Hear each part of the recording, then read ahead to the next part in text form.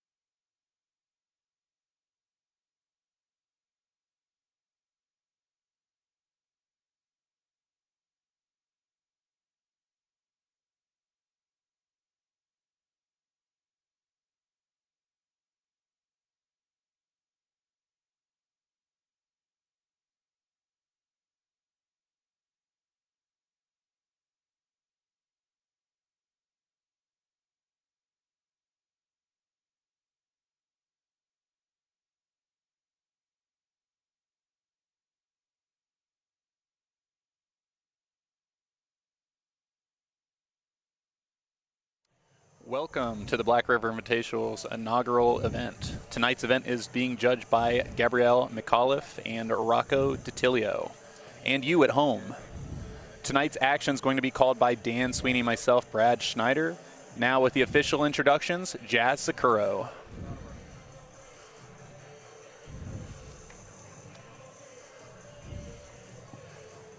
Ladies and gentlemen, Lorain, Ohio, welcome to the Lorain Palace Theater.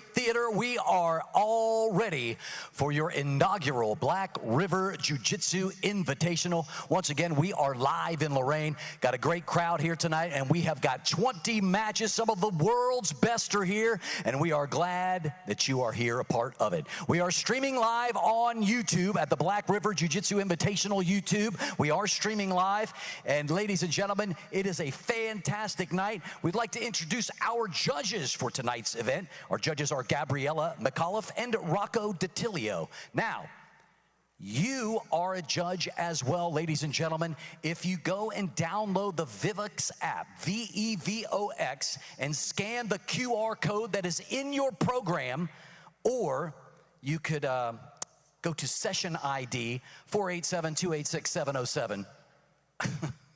Scan the QR code. It'll be a lot easier. The Vivix apps, you will be the deciding judge. You are a judge in all the matches tonight. So make sure you download the app. And also, we will be awarding prizes as well. We have prize $500 for the best submission. You will be picking that. We have $500 for the most inspiring fighter. You'll be picking that. And also, we have the best match, $500 for both fighters. You will also be deciding that as well. Our referee for tonight's event is Heath Masery. Lorain, Ohio, are you ready? Somebody make some noise. It's Saturday night in Lorain. Are you guys ready for jiu-jitsu? Welcome to the inaugural Black River Jiu-Jitsu Invitational for all the fans streaming all around the world and everybody here at the Lorain Palace Theater. It's time to get things started. Let's begin with match number one, scheduled for 9 minutes at 190 pounds. Representing South Prospect Gym, fighting out of Cleveland, Ohio, please welcome Tim Lange.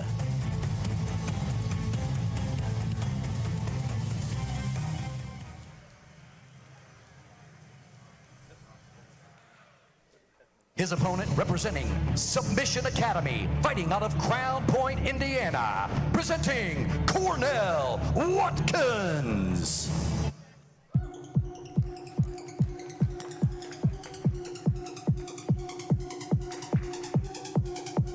Your referee is Heath Masery.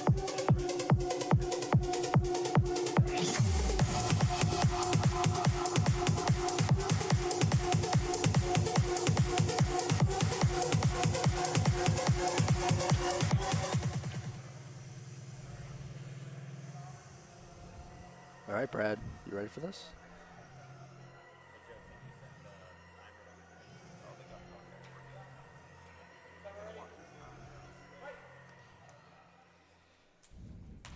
Okay, right away we have Tim pulling guard. Gets on top? Yeah. Back on bottom. I think both these guys are kind of favoring the guard game here.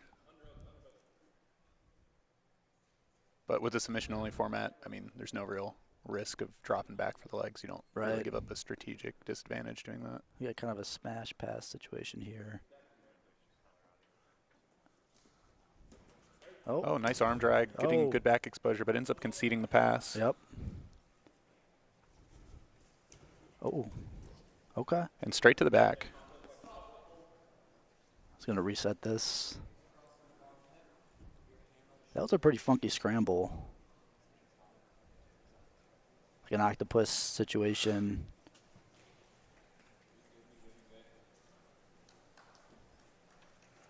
Yeah, it looks like Tim was trying to, create a reversal and end up on top, but ended up giving up that back exposure, and Cornell was able to capitalize on it pretty well.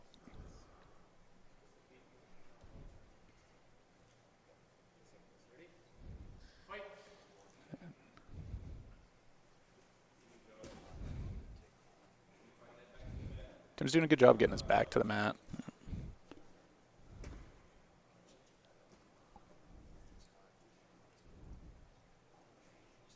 So at what point does Cornell try to get on top? Or I mean, it's kind of hard to say because obviously the back's a lot more potent in no-gi for submission, so he probably wants to stay there if he can, but he's at the point where he kind of has to make that choice, whether he's going to go to mount or, disengage, and ending up giving up the Kimura grip on the way through. So let's see if he's able to play through this and solidify the mount.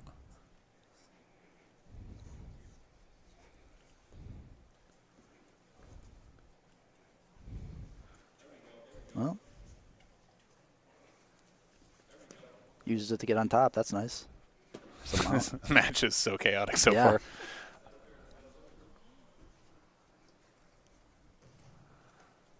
So let's see. Trying to walk up the arm on the left.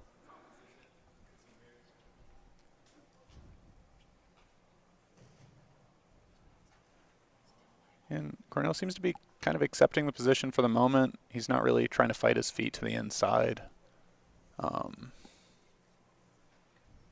Yeah, what are you looking for him to do here to reclaim a better position? I mean, he has to get his feet closer so he can, bridge and start making a little bit of space, try to get his elbows and knees together. But, I mean, both of his arms are above his head now. It's about as bad as it gets for mount. Yep.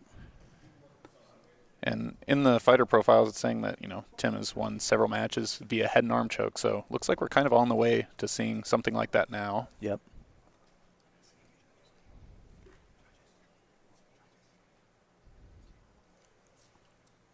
Might even see an armbar here as he tries to bump and make space. Now he's got both arms walked up here. Yeah, and he has armbar. 6 minutes to work too. So if I were him, I wouldn't even rush at this point. It's going to be exhausting for Cornell to, kind of just exist here. He's going to have trouble breathing, and he's kicking around hard now. So if it doesn't get him out of there, that stamina bar is quickly draining. For sure.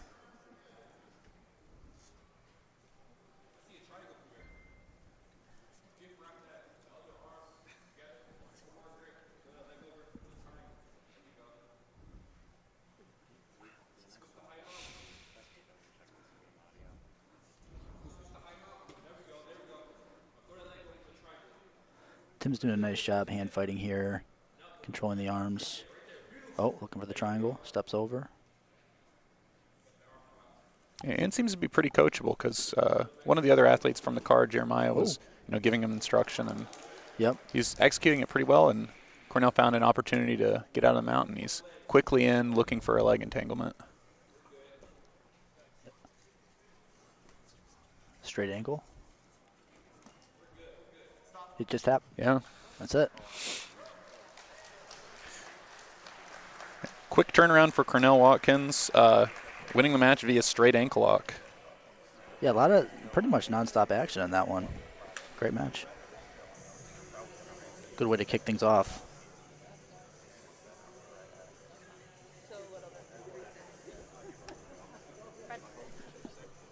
And then now with our official decision, we have Jazz Sakuro. 58 seconds, your winner by submission, Cornell Watkins. Feet on the floor. Where they gonna stay now? with a fast pace. Out of the surf, I get touchdown. I take a look, get it back 8. I'm in the gym putting numbers up. You never Pretty big difference between the first and second match. Have a big contrast of styles coming up. Looks like Lewandowski, kind of more of a top player. Caleb Brown, I've seen him compete before. Basically just favors the guard, dangerous leg locks. Where the last match, seemed like a shadow match. Both those guys have pretty similar games. Yeah, I trained with Mark. Very, I would say, modern, cutting edge game. A lot of good in the legs. I would say probably more of a guard player in my ranks, but he's also really good on top. You know better. I just noticed he trains at your gym. At least when I train him. Yeah, he's done bottom a lot. It doesn't seem right. I need like 2, 4, 5, 6 in them rings. I'm talking back to back to back like 23. Green light, let's get it.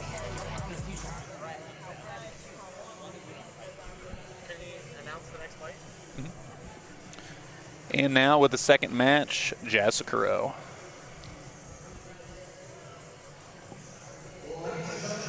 Match is scheduled for 9 minutes at 145 pounds. Making his way to the mat, representing Hurricane, fighting out of Cleveland, Ohio, introducing Mark Lewandowski.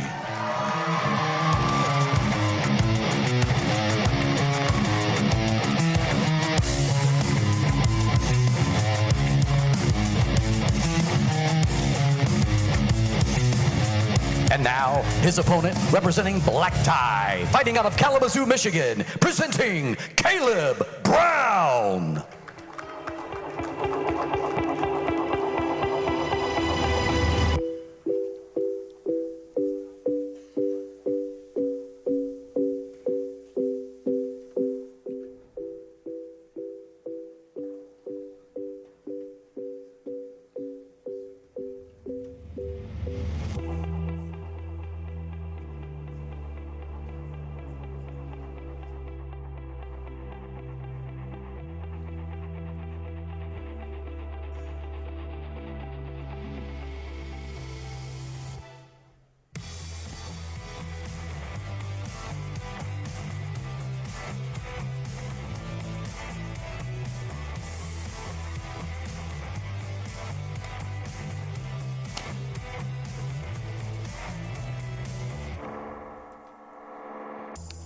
Match 2.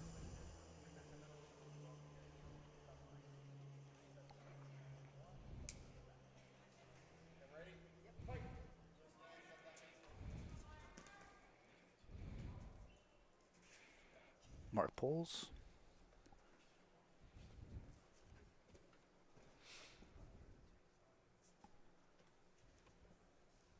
Looks like Mark's trying to get his feet connected from the inside so he can get some kind of leg entanglement. Yep. What's Caleb diving for here? Looks like he was looking for a Kimura to roll over the top, and, you know, speaking from experience, that can be a good way to get around a leg locker, but if it doesn't go well, you know, you're giving them connection and they can potentially get in on the leg. So definitely a high risk, high reward kind of situation, but that's good for the viewer at home. Mm-hmm. Yep, jumping on the head. Yeah, nice rolling anaconda attack, but ends up with a... Mark's hand fighting. And he actually has that hand pretty deep under the neck. I don't know if he's going to be able to get the pressure to finish the guillotine from the half guard here, but... He's going for it. Hands locked. Oh, well, that looks... Yeah, this is really looks bad. Tight. Got it. Wow, impressive.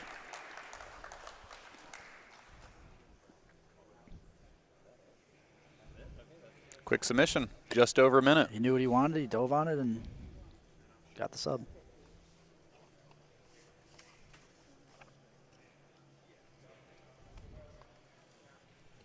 And now back with Jasukuro for the official decision.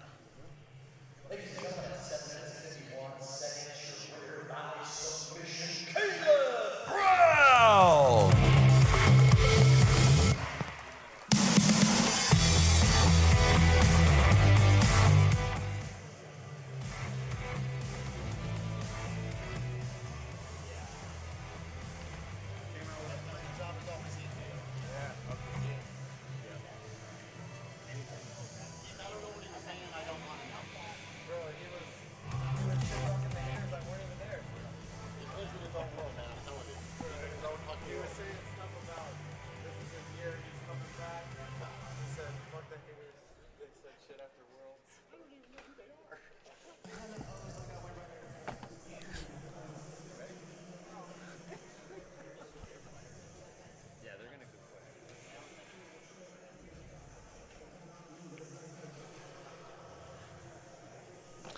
And now with the announcement for our third match, Jazz Sakuro.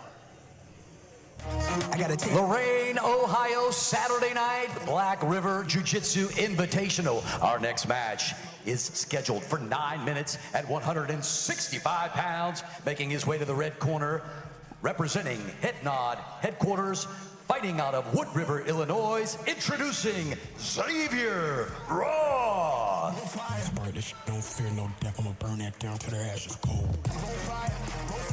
Could be our first match we see like any actual wrestling exchanges. Both guys have, you know, a wrestling background. Would love to see that.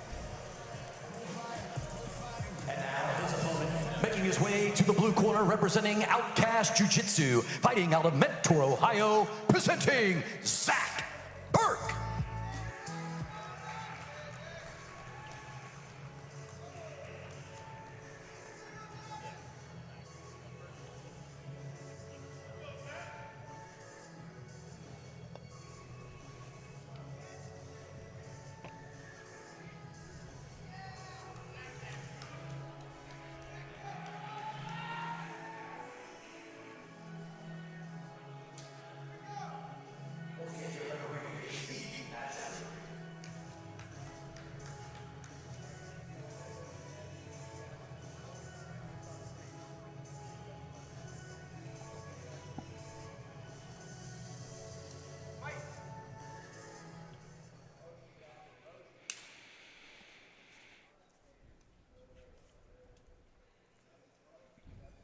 No, well, we might see it later.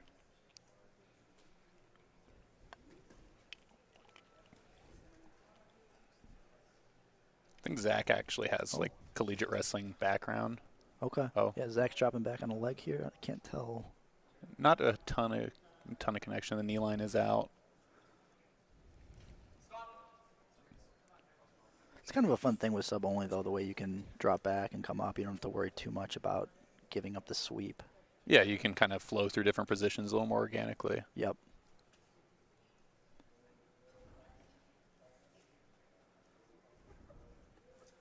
Zach doing a pretty good job of like playing with the distance and getting around the frames, trying to force Xavier into, you know, not the guard that he wants. Mm-hmm.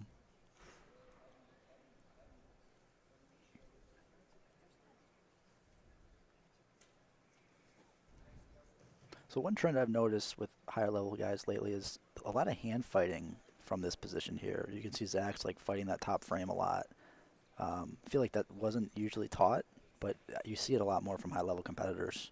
Yeah, because, I mean, everybody has good positions at a high level, but like if you can't dictate where the match takes place, you know, you're not going to be able to get to your better spot. So being able to control the neutral ground like that is going to give you a lot more opportunities to attack. And I think, honestly, Zach is playing a little bit conservatively. You see it when he gets in further danger, in this case not being there, he's passing from his knees to try to eliminate the threat of the leg lock entries and, you know, got a little more overzealous and now he's having to defend the legs. Yep.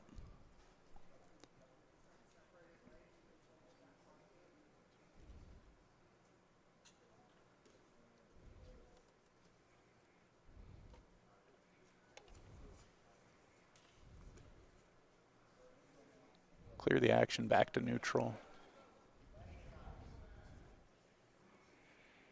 So Zach a little higher up now. See if it stays that way. And maybe after that last leg attack, he didn't really get put in a ton of danger. Maybe that'll give him a little bit of confidence to pass a little more freely.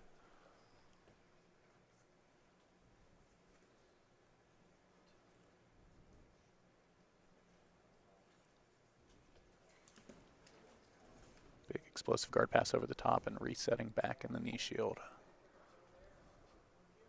Interesting. Almost like a cradle there. Yeah. Let's it go. You know, some things kind of get crossed over from wrestling, and I think that one maybe, you know, doesn't have a ton of utility there, but at least for guard passing.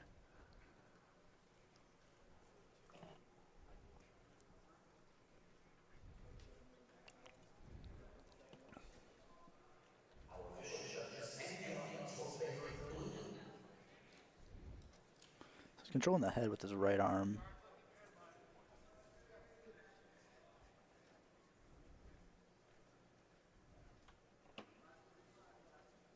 Yeah, this is creating good opportunities for Xavier, though, because the more he kind of reaches over the guard, the more his weight's put over top of Xavier, and it'll give opportunities for those entries to the legs. But I feel like Xavier's just a little bit like gun shy at the moment. He hasn't really taken a ton of risks from the bottom yet. So the guy's got his hands locked here. Lets it go.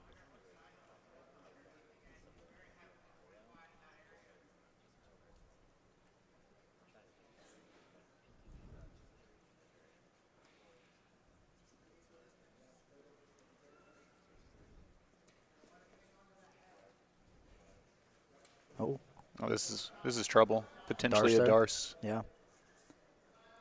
Yeah, this changes the position, obviously. He forces front headlock situation. And creates the threat of the back exposure here. And with the wrestling background, I almost expect if the Darce isn't, circling behind, looking for the back. Beautiful. Yeah, we got a crucifix coming here? Could be. Can't really see what's going on the other side of the legs there, but this is definitely a position I like attacking the crucifix from personally, and it looks like he does have it. Okay. So this is your wheelhouse here. Yeah. Xavier doing a good job trying to keep his hands on the inside, using his hip just to reinforce that arm, but obviously in a little bit of trouble here. For Zach, he needs to try to get under the back of the head for Xavier so he can start fighting for the choke a little more, and ends up losing the position, but still has that great back exposure.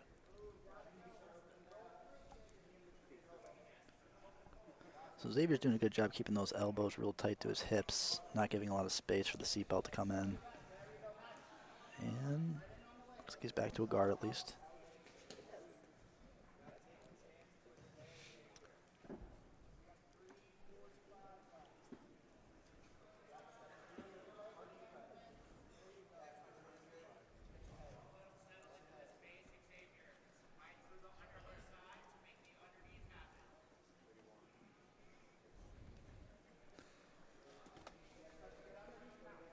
So I wonder if Zach's going to look for the head again like he did before. Going for the Darce. He definitely looks a little more confident with the passing. He's being a little more aggressive, looking for attacks a little more. Yep. And that might be a good strategy because it seems like at the moment Xavier's having a little bit of trouble pulling the trigger. So, if you get a sense of that, it's, great opportunity for you to send your own attacks.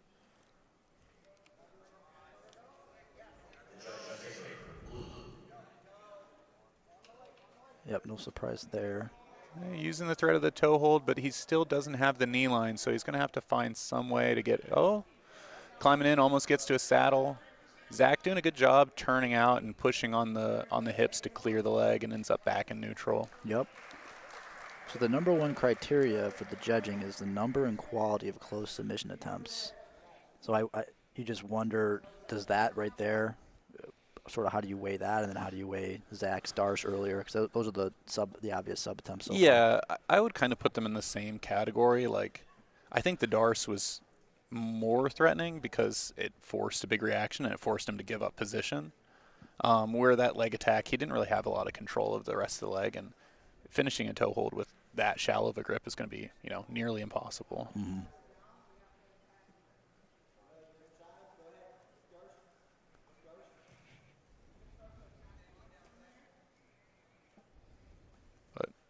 With just 2 minutes left, I'd like to see both these athletes really going after it because, with the criteria just being submissions, it could be, pretty close.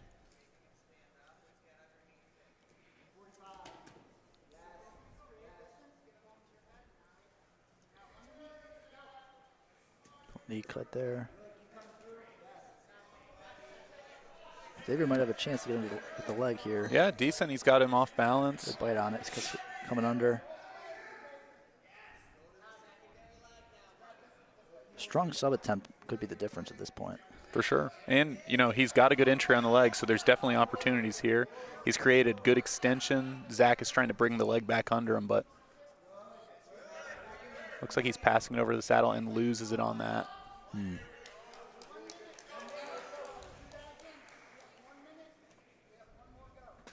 Look in the right direction, though, for Xavier, getting an attack on the board, but not able to really secure a submission in that. We'll see if these guys turn it up in the last 45 seconds here.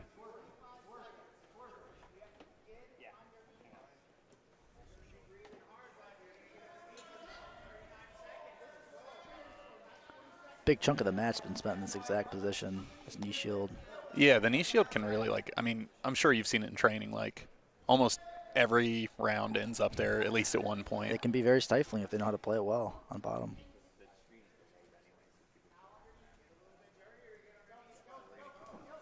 Fifteen seconds left, near pass, and loses connection. Oh. Fun. Jumping over the top, exposed his own leg. Knee line is not in, so. Oh, wow, look at that. Look at that. He had a bite on the heel there. Yeah. That was nice.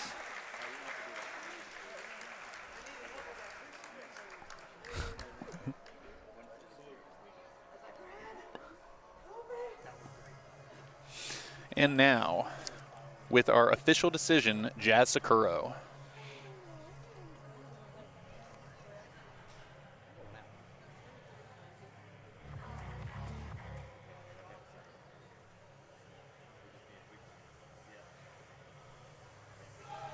Ladies and gentlemen, after 9 minutes, judges Gabriella McAuliffe, Rocco DiTilio, and the audience all agree your winner by unanimous decision, Zach Burke.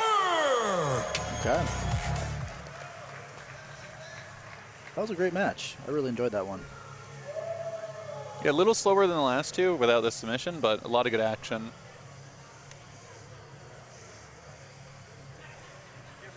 And then coming up next, we have our fourth match of the night. With the official announcement, we're going to take it back to Jazz Sakuro. Ladies and gentlemen, we are all set. Your next match takes place for 9 minutes at 200 pounds. Making his way to the mat in the red corner, representing Full Circle, fighting out of Cleveland, Ohio, introducing Zach Beeman.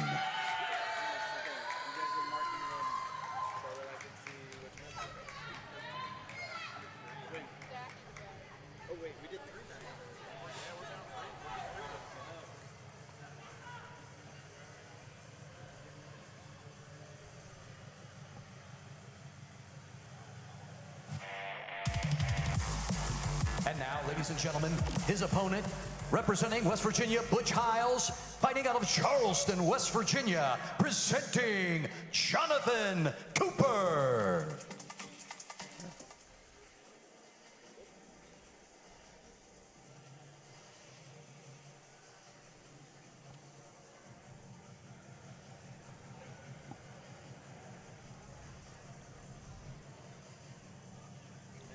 I don't know much about John Cooper, but judging from the spats, I'm assuming he's some kind of leg walker. Is that the sign? Yeah.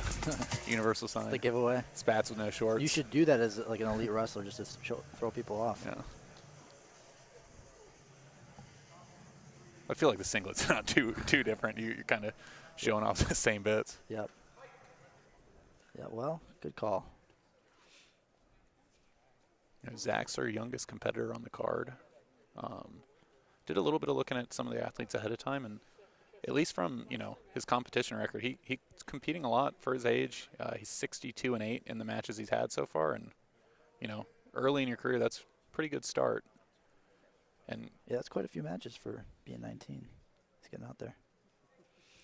And I also kind of snooped on some of the Instagram accounts for the people, and John Cooper has maybe 100 posts of him throwing darts at Gordon Ryan's face. Throwing darts? Like, he's got a little, printout of Gordon Ryan. Oh. Literally pages of his post. So maybe if he wins this match, his call-out's going to be for Gordon. Okay.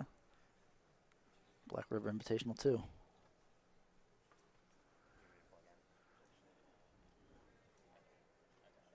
So Zach's definitely not afraid to put his weight forward here and put some pressure on. Looking for a darce there potentially.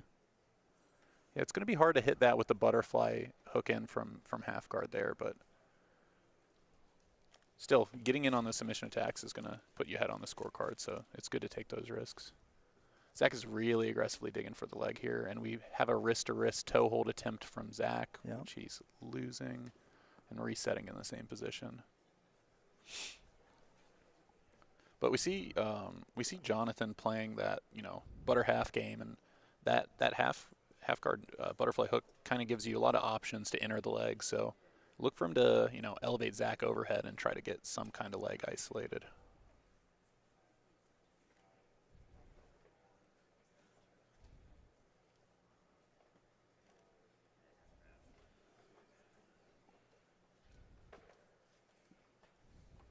Yeah, sitting up, going to get that pressure back into him. Maybe he'll use that.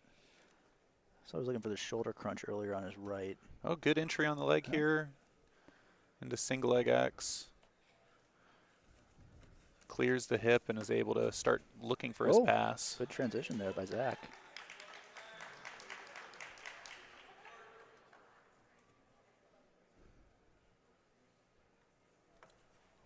For me, that's a pretty good sign. Like, being that young and as a purple belt, you know, going from the danger of a leg attack immediately into his own offense is something that not a lot of people do. Usually they just are happy to get out of there. Yeah.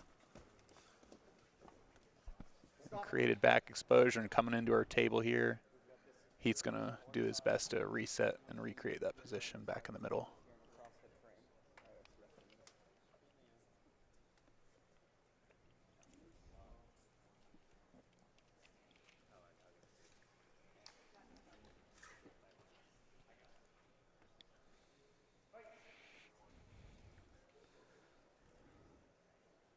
He's got a knee on belly here.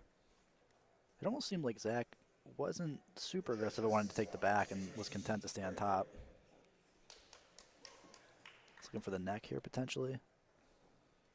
Maybe an arm in guillotine. Now they're just in kind of a dogfight position, and it looked like there were glimpses from Jonathan that he liked playing this position. Like, it seemed like he was setting up some half guard attacks. Throwing the Varro hook. Oh wow, nice use of the Uchimata to counter, get on nice. Top, and already in on an armbar attack.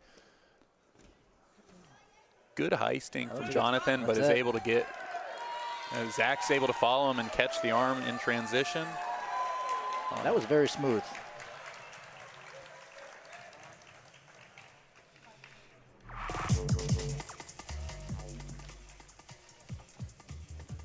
And now with our official decision, Jasakuro.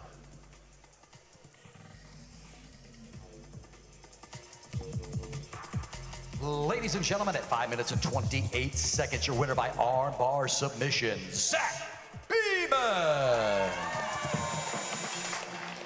You know, probably in contention for submission of the night, just in terms of excitement. Yeah, I agree. I feel like usually when the stakes are a little higher, you see good defense, and you know, them catching the submission in spite of that, you know, adds a little bit to it.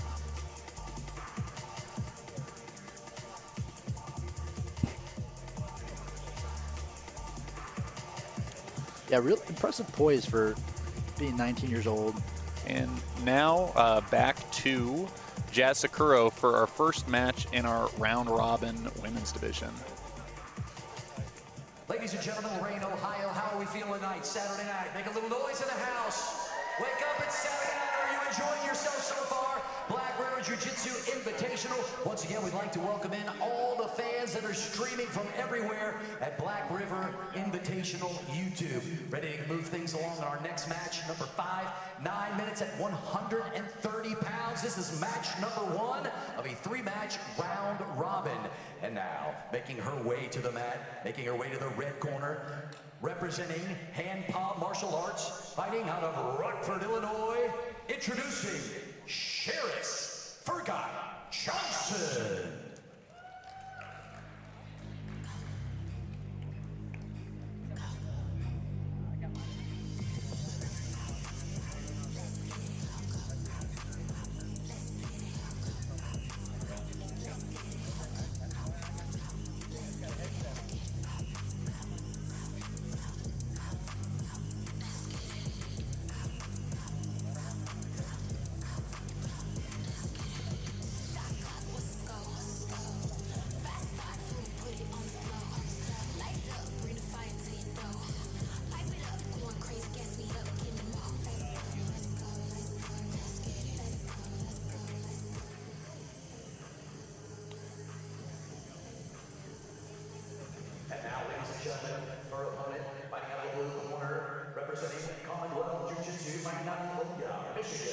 Presenting Paige, Landry.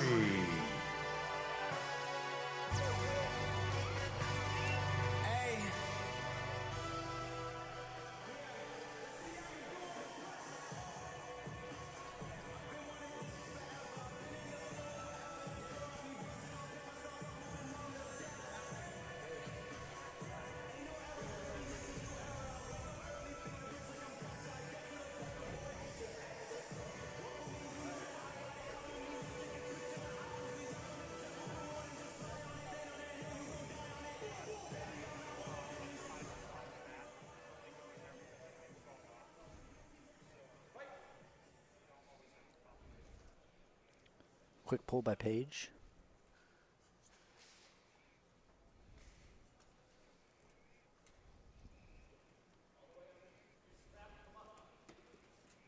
Uses it to sweep.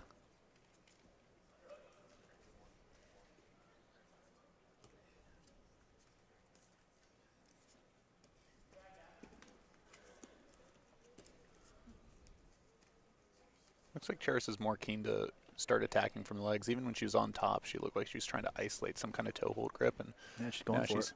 passing over into 50-50.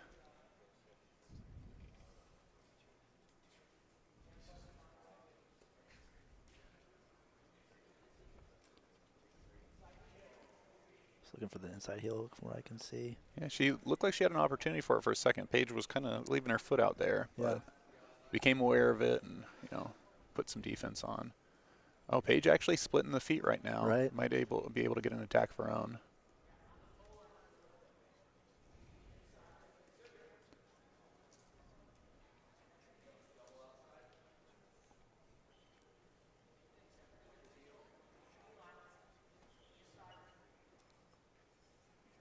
So Paige is digging for that inside heel hook on her left.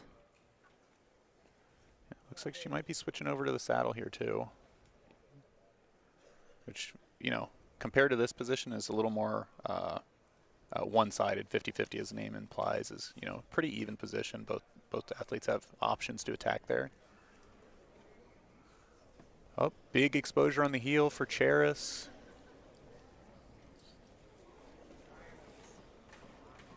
Unable to get the finish. Paige is able to slip her heel. Back at it. So Paige is doing a good job hand fighting here. Controlling the wrist.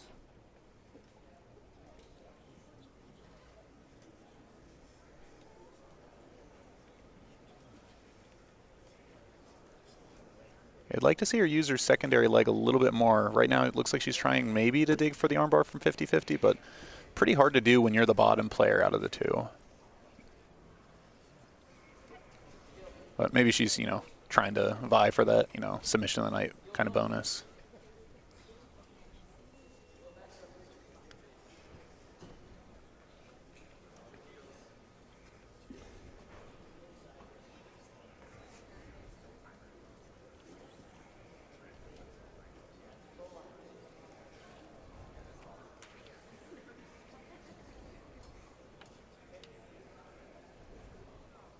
The judges and the audience favor red. Paige coming on top now. Oh.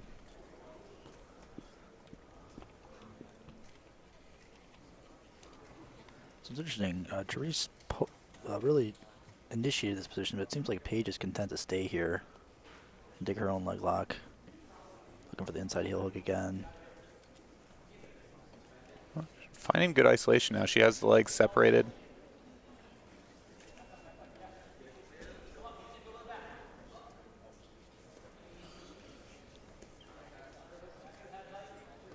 A lot of her teammates, though, at Commonwealth Jiu-Jitsu, they're pretty keen on the leg attacks. Wow, right into a flying armbar. She got it. And she gets the tap. Wow, that's a candidate. Yeah, right there. It's got to be. Really cool. I looked away for a second and she was on it. And now, with our official decision, Jazz Sakuro.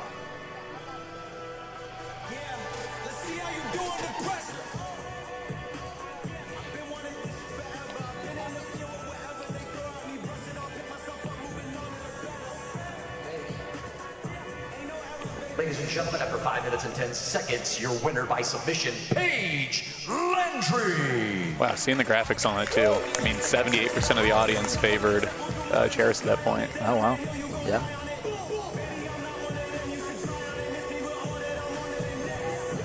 Yeah, that was an interesting little chess match, the 50-50 exchanges there. Oh, match coming up as a, not necessarily a student, but definitely a teammate of mine, Joey Alexander. One of the younger kids on the card, really, really good leg locker, and he's going against Aaron Smith, who he's had matches against before.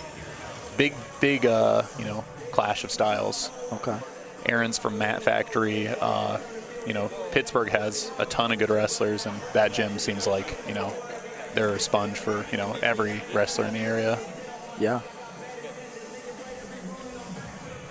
And now with Jazz Sakuro for our next match of the evening.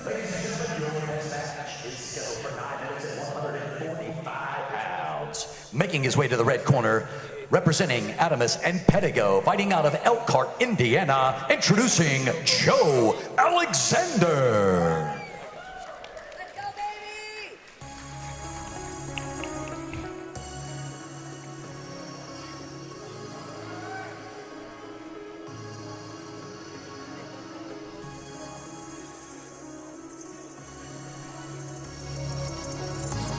And his opponent making his way to the blue corner, representing 3 Elements and the Bat Factory, fighting out of Erie, Pennsylvania, presenting Aaron Smith.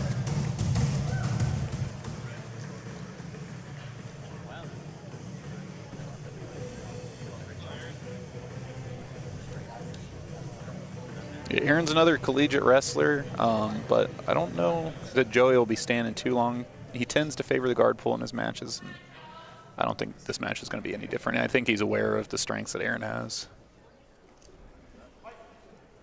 Yeah, Yep, sliding guard pull. There it is. If you're going to do it, you might as well do it like that.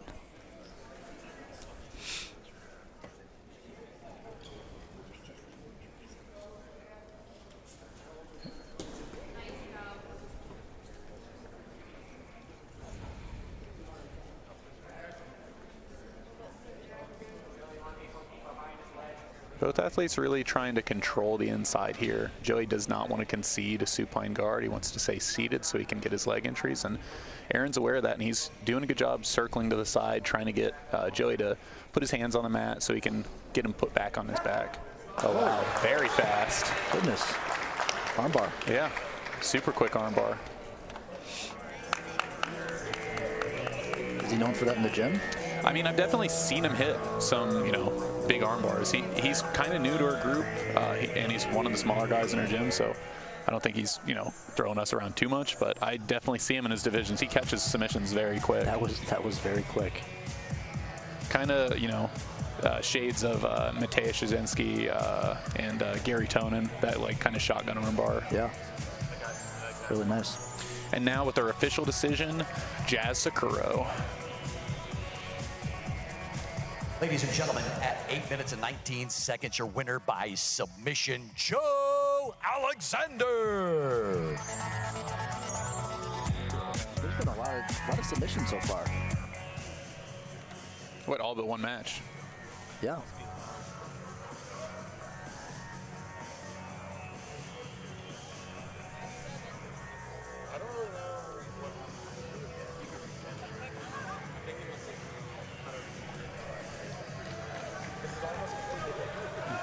Coming in on our 7th match, the announcement with Jazz Sakuro. Pounds, making his way to the red corner, representing 10th Planet Grants Pass, fighting out of Cleveland, Ohio, introducing Travis Haven.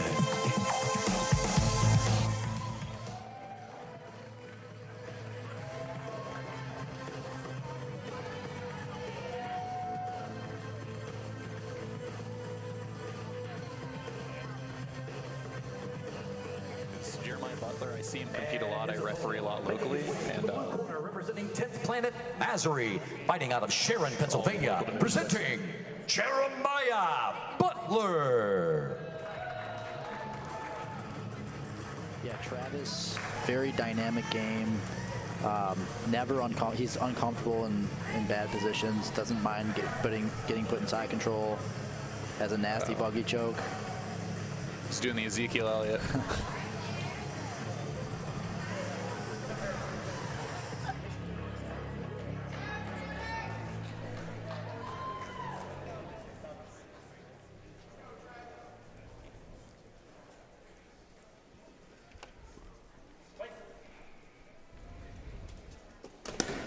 Right to the pole.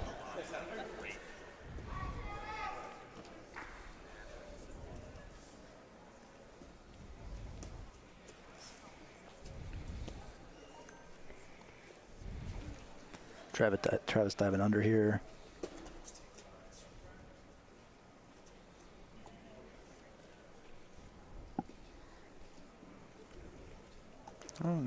throwing Kimura attempt. So looks like a Barambolo.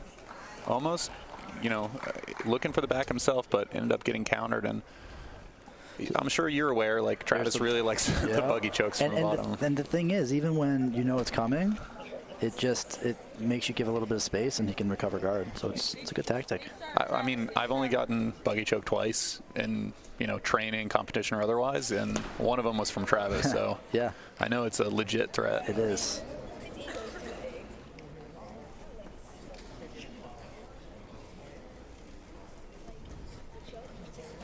Travis getting into that HQ position here, dropping back on a leg potentially. Looked like he's going for that little calf slicer he saw in CGI that Joseph Chen got hit by. Against Barboza? Yeah, with Lucas Barboza.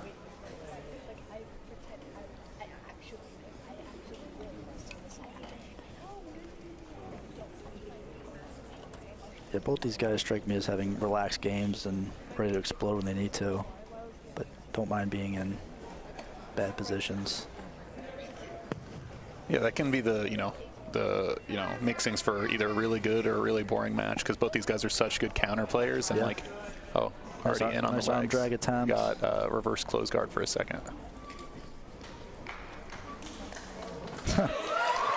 Pumping up the crowd. Let's go.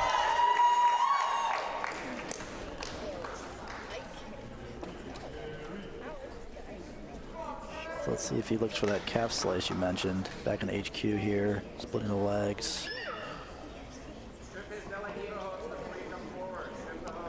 Jeremiah's been looking for that, that underhook De La Hivo on his left. It's just a great way to get someone on their hips so you can get a little deeper on leg entanglements and back attacks. And Travis is trying to back step into the saddle here, but I think Jeremiah may have seen that one before. It's pretty common topside entry. Jeez. Well, the last time Travis got that arm drag on him, so that time he snuffed it out. Looking for a Kimura potentially there. Honestly, kind of hard to call this match because both these guys are so, unorthodox. They're just flowing. Okay.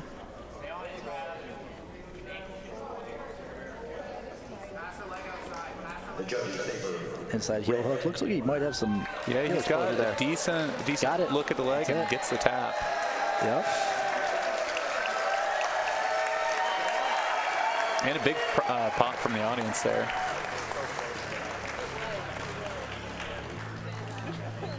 And then now to read our official decision, Jazz Sakuro.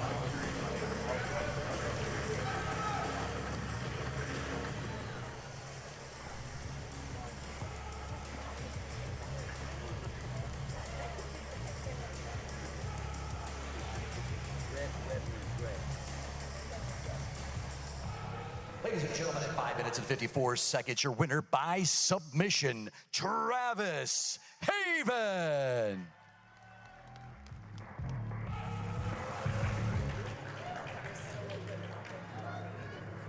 Athletes tonight making the job of the judges very easy. Yeah, right?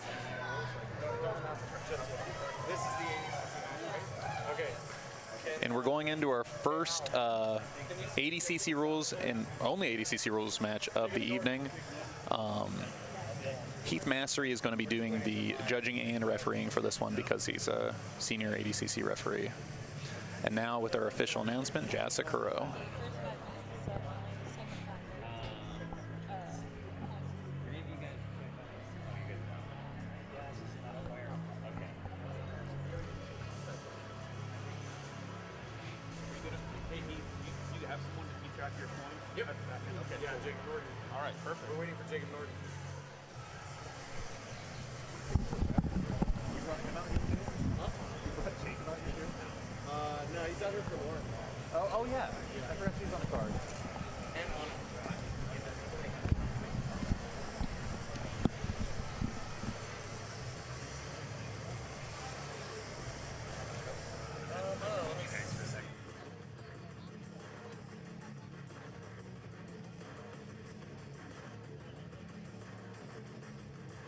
Jacob Norton to the head table, please. Jacob Norton to the head table. Down there? Oh, he's not here yet. Okay, I'll do it by myself. You wanna, yeah, just write down the points. So put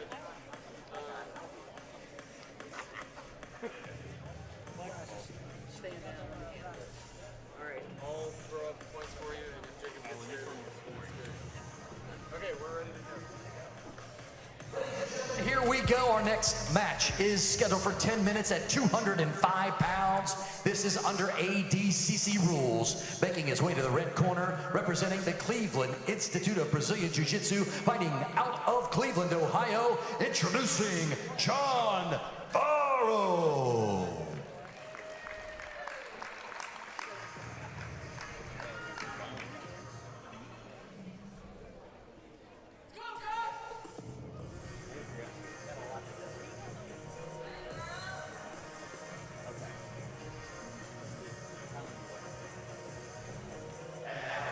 Making his way to the blue corner, representing Hurricane, also fighting out of Cleveland, Ohio, presenting Jeff Simko.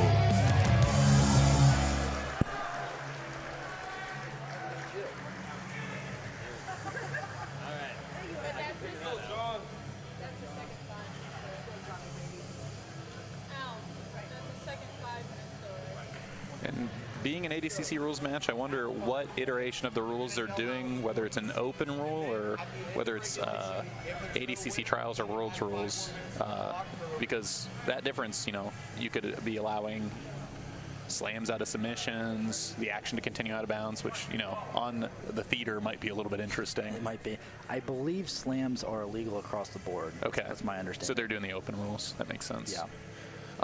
And you see 10 minutes on the board. If it goes and there's no, you know, clear winner, it's going to go into overtime, which will be an additional 5 minutes. Yep. And the first 5 will be submission only, no points. Second 5 will have points included. Exactly. Might see some stand-up here. See John go in that left collar tie.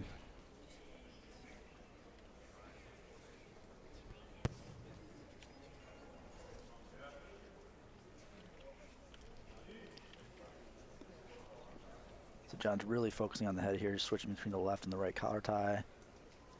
See this tactical lot, just kind of wear the guy down, pull on the neck. Especially in a match that's potentially 15 minutes, you know, Right. that can really wear on the other competitor. Now we got the underhook on the left. So Jeff's doing a good job biting down on an overhook. He could use that as well, offensively. Looking for an Uchimata potentially. Swims out. And then for the people at home, for ADCC rules and matches, if it is tied, they're really looking at who's initiating these attacks to decide the winner. So you see John really, you know, digging for that takedown. Even though he wasn't able to get it, that's going to score favorably if it does go to a decision. Yeah, Jeff did a nice job there getting out of that. That looked tight. Yeah, I mean, body lock, and he had his hips, you know, Yeah, pulled in. Right.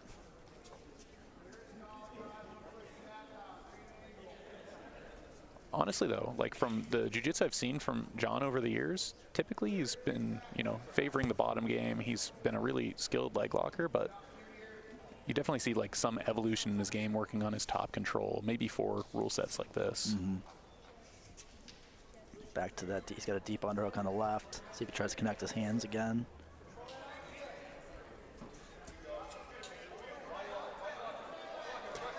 Well, had to bail on the Uchimata attempt. In a really bad position here. Yeah. Hips are warped over. If he can't keep his legs locked there, you know, John might be able to pass straight in the mount. That was like a dope mount situation there. Although it's not, you know, completely lost cause for Jeffrey. If he's able to off-balance John, he can get into, you know, a leg attack, but it looks like he's, you know, lost the position and conceded mount here. Yeah, great head control by John. Not letting that frame come in from Jeff's right arm. Oh, he does have his foot kind of in there on the bottom, but ends up losing it. He's got the arm already walked up on the left side. And since this is in the non-points period of the match, it's not, you know, necessarily the end of the world. He's not going to be giving up those 3 points for the pass here. And I'm sure a lot of people are familiar with like IBJJF style rule sets. He would only get the pass points. He wouldn't get awarded for the pass and mount in this situation if there were points.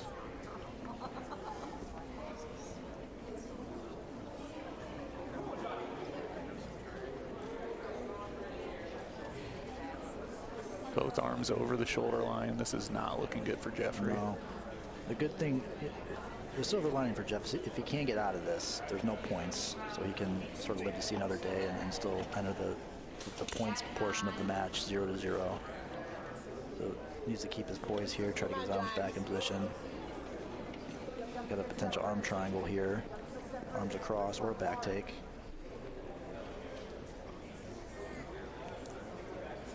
And John's kind of leaving it to Jeff to decide where he wants to go. Like, if he doesn't do anything, you know, he's going to keep sinking in on that arm triangle. He's doing a good job of cantering his hips down to the side, trying to finish it maybe from the mount. Yep.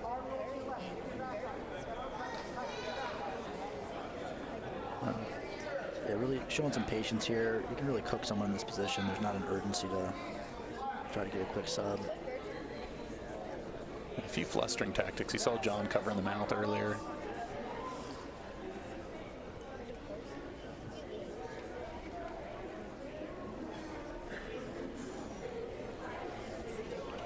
He's got both arms. Doesn't seem like he wants to go to the back. Wants to stay here on mount.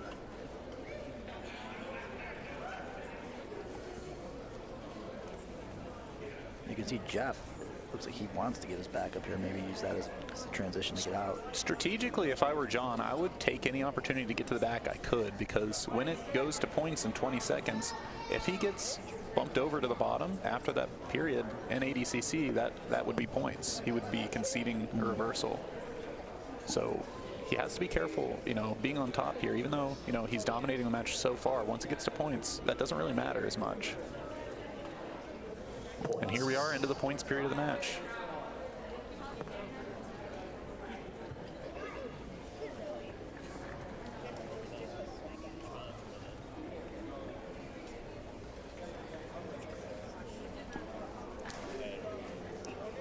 Getting both arms up again. Yeah, going to be really hard for Jeff to get much going until he's able to fight those arms back to the inside.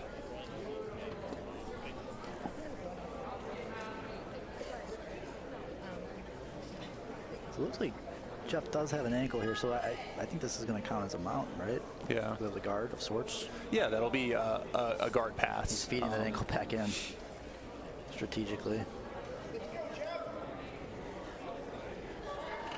Goes mount again. So I don't know if it's reflected on the scoreboard yet, but that should be 3-0 for John for the pass.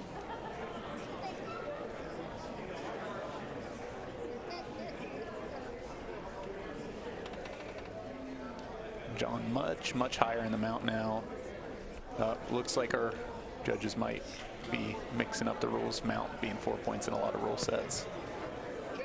So it's looking like an arm bar here. Oh, Jeff might get out of this. Yep.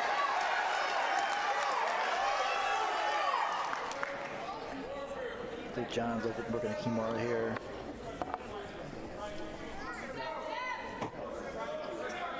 Oh, deep on the Kimura here. Might be able to use it to get to the back. Yeah, you're exactly right. And it looks like he's trying to get a back-mounted triangle here. Oh, regular triangle. Deep isolation for that forearm. That's it. And the tap. Smooth transition there to the triangle. And keeping the tradition going. Not a lot of matches going the distance. No, tonight. just one, right? Yeah, just the one.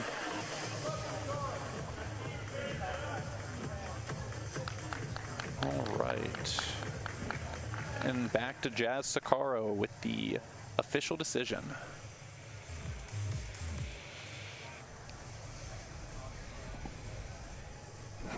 Gentlemen, with 3 minutes and 5 seconds left in the match, your winner by submission, John Varro.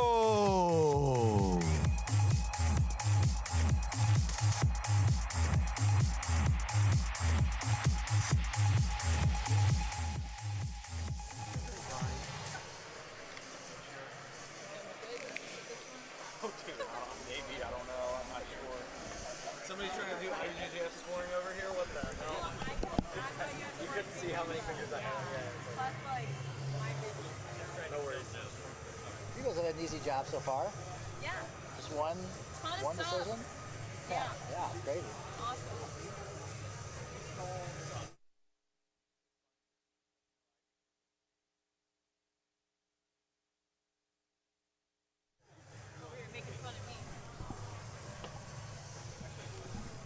looks like we're going into our second match of the round robin bracket. Charis getting a chance at redemption going against Kailey Vilyus. And with the official match announcement, Jazz Sakuro.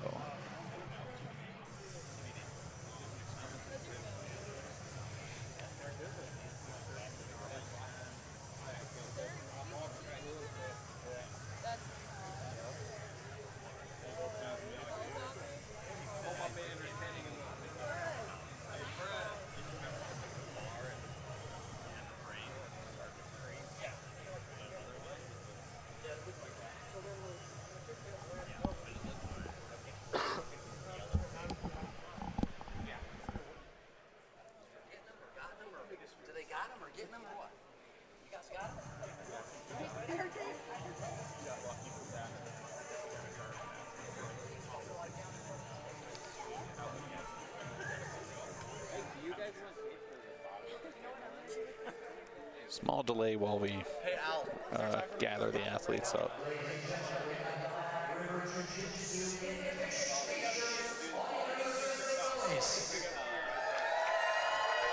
Play the music. Who wants a t-shirt?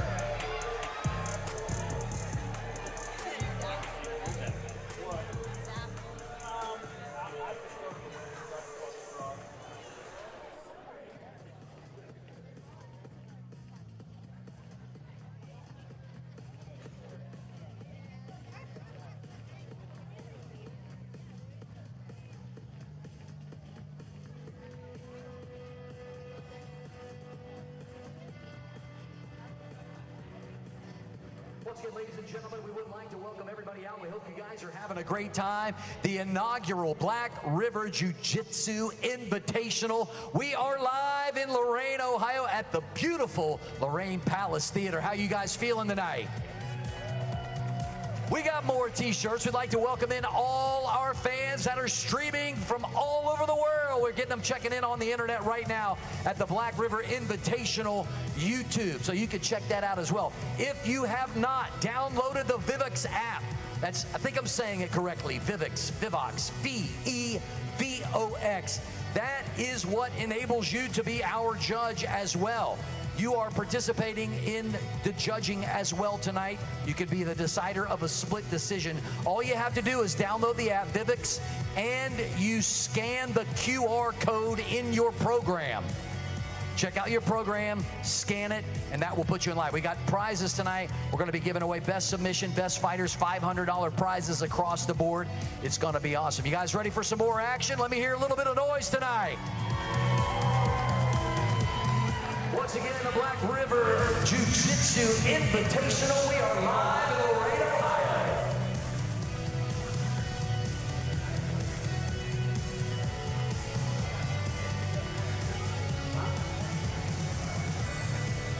I wasn't lying. We got more t-shirts. Go slow, girls. Oh, and guy. Who wants one? Oh, what an arm. There you go. You got to make some noise. Whoa.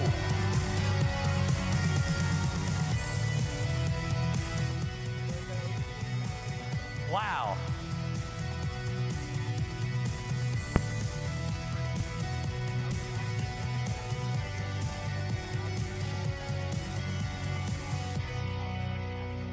I was keeping track of them. All right, I got one song. One song documentary.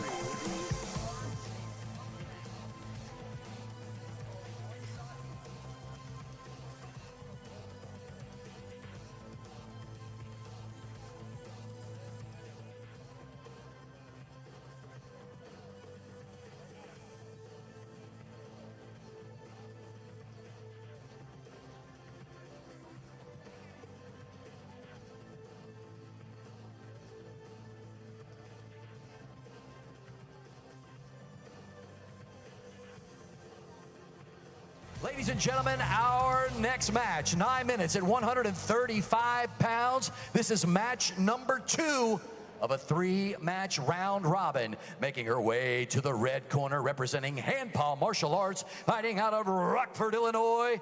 Introducing Charis, Furgat-Johnson. Furgat-Johnson.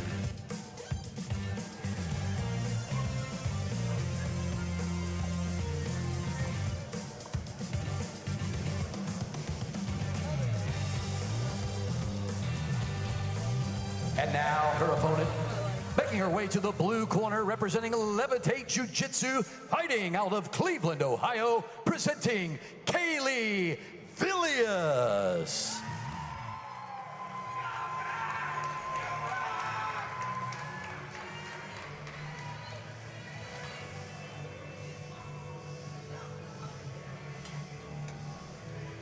I think this division came about after a few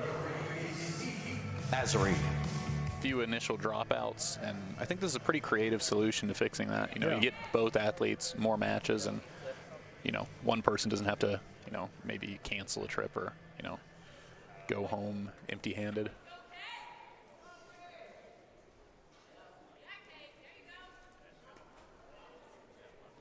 Charis. For Charis.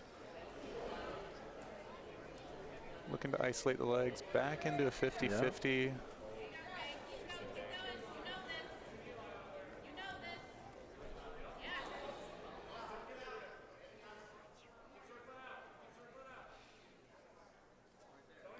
Kailey taking a pretty high-risk strategy.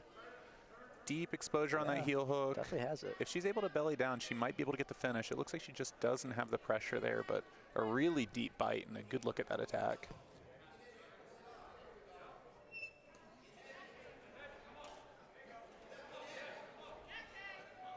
This position where they wrestle from there always makes me nervous with the knees. Yeah, you definitely can see some bad things happen, but I mean, based off of that, you know, heel hook defense, I mean, look like she might have a little bit more mobility than the normal people, and right off that to the back. Yeah. Well, if the joint locks don't work, choke might be a better approach.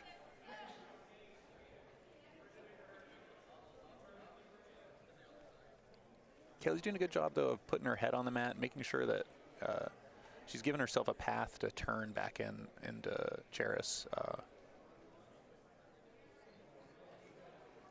So we got a reset here.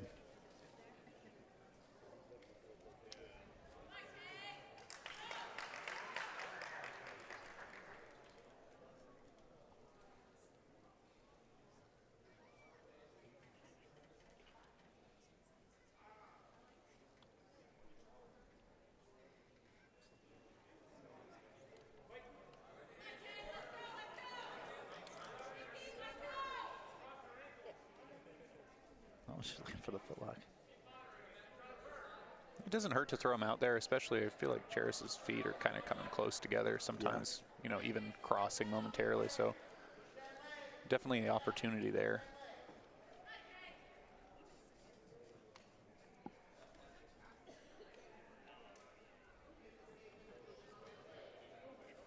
And I have a feeling at home, Charis has a pretty good contingent of, you know, friends and family watching, because the last match she was way ahead on the audience's score, and I can't imagine what it is right now because she's had most of the looks at offense so far.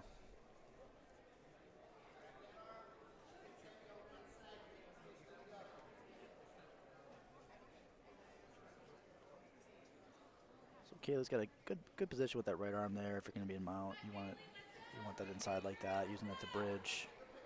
Yeah, great post to frame off of, and right now I think she's just trying to get her feet to the inside so she can use that to get her elbow knee together. But Charis relentless, climbing that mountain higher and higher. Yep. Might see another reset here in a second. Yeah, each bump's kind of putting them closer to the edge there.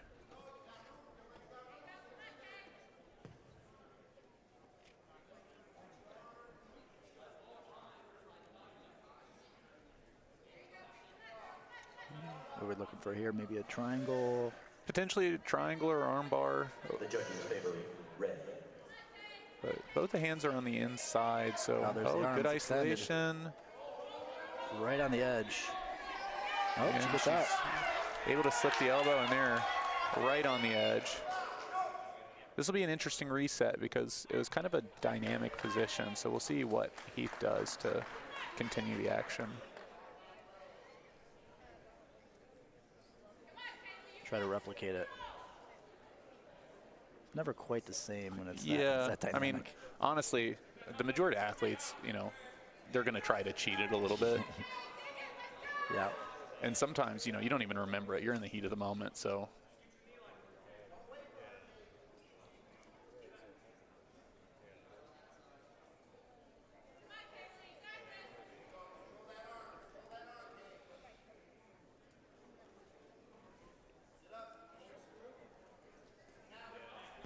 Oh, another back take. Oh, headlock. Ooh. Oh, I love that. Okay. So now we get to see Kailey on bottom here.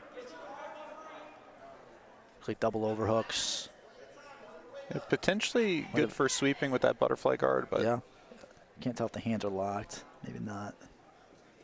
Like to see her look to try to extend Charis's base, but opting for the closed guard, it looks like. She can come back up to her feet.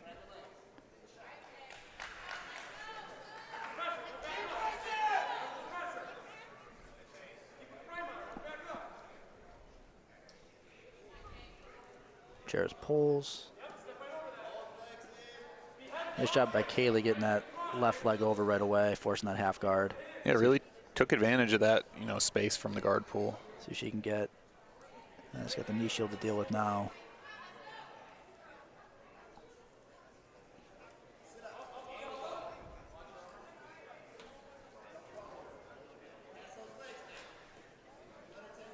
So Charis is really looking for that single leg X on the right, and then looking to reap. Now we see an outside heel hook potentially, but we could have a back take.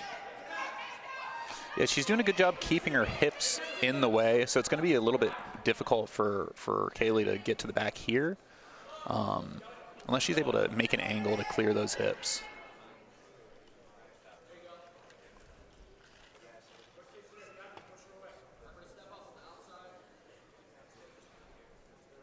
I want to see Charis bring the grip a little closer to her head, because with it so far away, it's going to be easier for Kailey to hand fight and clear her feet.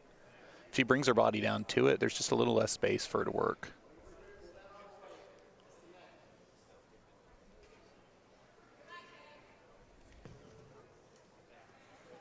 Now that angle's changed, so the back take could become a reality again. Here we go. Oh, knee bar attempt. Yep. Tombstone grip. That outside toe hold? Kind of, yeah. They just bring it on their chest, and it kind of finishes like a heel hook a little bit. Yeah. Fortunately, we didn't see Kailey turning like she did in the original entanglements in 50-50, because a lot of the injuries from that kind of grip come from the reaction of the person in the leg entanglement.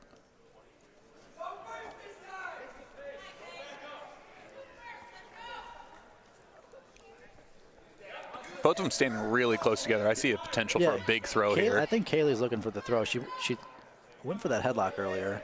See if she goes for something similar again. Charis pulls. Once again, that single leg X on the right. And she's got exposure on the heels. She's just got to get the legs there, too. And I feel looking like... for the tombstone grip again. Yeah. I feel like that can throw people off, too, playing it on the right side like that. Most people aren't used to that as much.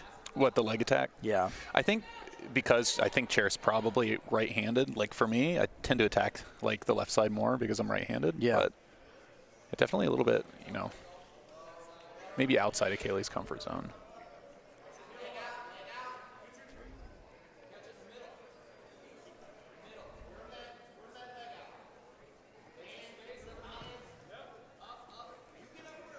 That 50-50 position again. Kailey's trying to come up. She's got the heel, it looks like, again. Yeah, she just doesn't quite have the knee line, so it's going to be hard to finish that. So credit to Kailey on her defense here. She's really good at slipping that knee line out and buying just a little bit of space to kill the submission.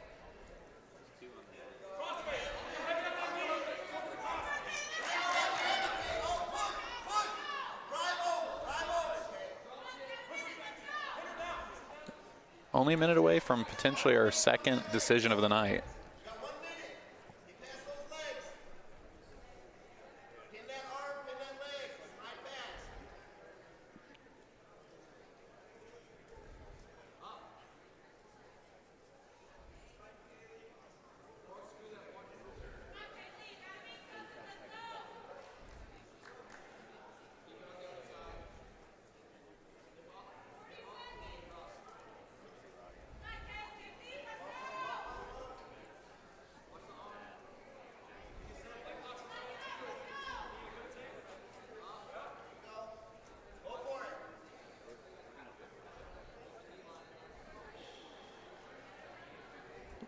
It's a short time here, 20 seconds left.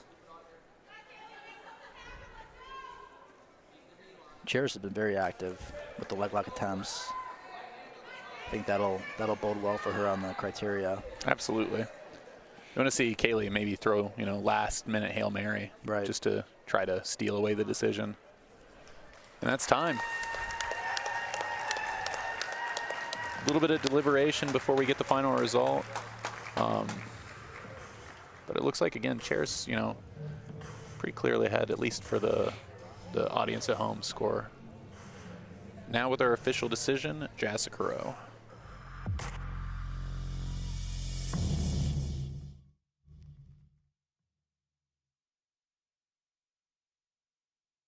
Ladies and gentlemen, after 9 minutes, Judge Gabriella McAuliffe and Rocco DiTilio and the fans all agree for your winner by unanimous decision, Charis Furgat-Johnson.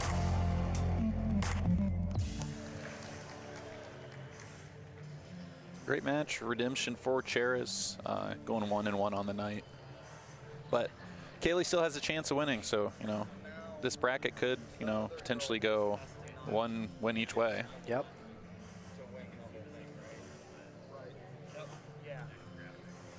And now with the announcement for our 10th match, Jasicaro. And she won by points, so she doesn't have any submission wins. She just has one win, unless the other girl submits her. Ladies and gentlemen, here we go. Our next match is scheduled for 9 minutes at 175 pounds. Making his way to the red corner, representing tackle fighting out of Cleveland, Ohio, introducing Stefan Kloss.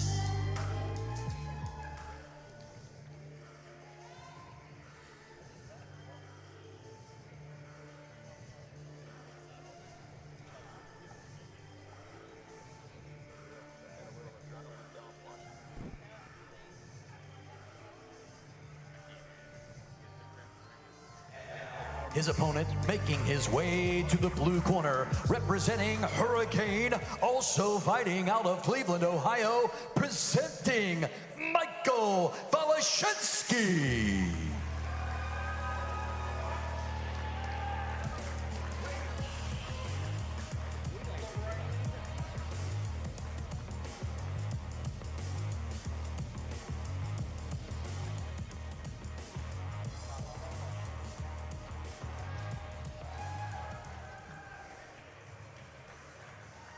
So I've trained with Mike for a number of years. Savvy takedown game. Also, I'd say he's definitely stayed up with the more modern development in terms of leg entanglements. He's well-rounded, good on top, good wrestling, and can play on bottom as well. Has a sneaky darce from bottom. He definitely has the build for it. Yeah. I feel like from what I've seen from Stefan, he kind of usually has a more, old school guard game. Really heavy closed guard, good triangles, arm bars. Mm-hmm. But it looks like he's, willing to test out the wrestling.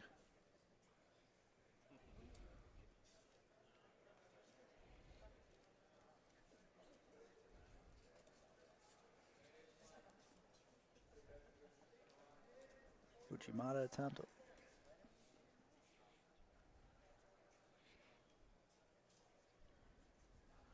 Now Mike's taking, oh, there's a lat drop. Nice, very nice.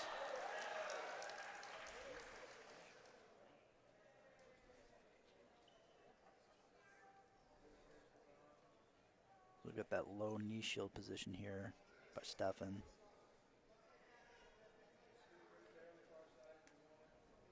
And he's going 2-on-1 on that wrist, so maybe we'll see a wrestle up from here, or some kind of look at maybe, arm drag or back take. Don't know what else he'd be doing with both hands there. Yeah, looking to get underneath Mike's left leg. Taking his butterfly hook in, nice, potentially elevating. And maybe the darce that we were talking about. Yeah, that's exactly what I'm talking about. Yeah, and sneaky. Yeah, that's on. Yeah, he's got the on. Arm free at the moment. Got it. Oh, but he finds a way, gets the tap. Yeah, called that one out. Yeah.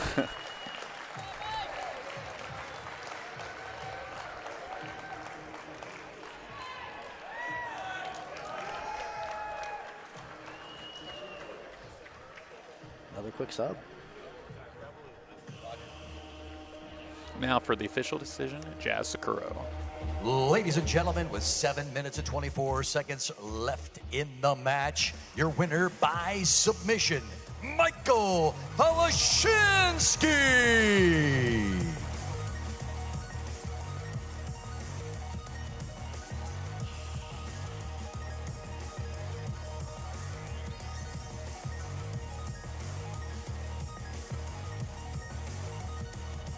One of those things, I don't know if those guys have ever trained before or rolled before, but like if you're not expecting that, it can really catch you off Yeah, guard. for sure. And you get so much control with the Darce, like it allows you to transition from one spot to the other. And I mean, even if he wasn't able to solidify that, you know, he could potentially use it to pass and other things like that. And it looks like we're ready for our 11th match of the night here with the announcement, Jazz Sakuro. Lorraine, Ohio Jiu-Jitsu fans, here we go. Our next fight ready to go, making his way to the red corner, representing Endeavor, fighting out of Columbus, Ohio. Introducing Tyler Van Houten.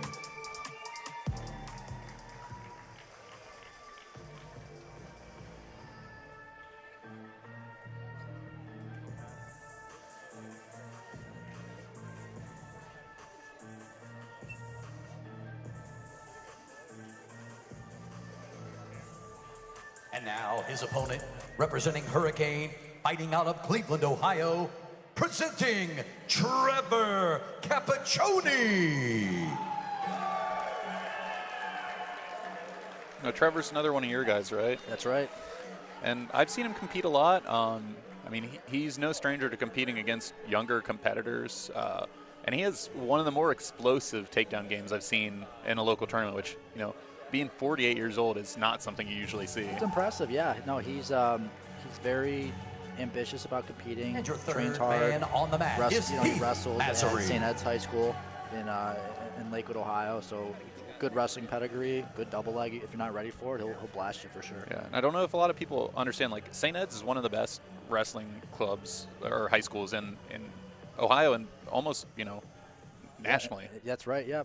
They're a contender for the national title all the time. Tyler, not much of a wrestler. Usually I see him play guard, but he's looking, you know, happy to stand and, you know, exchange with Trevor here.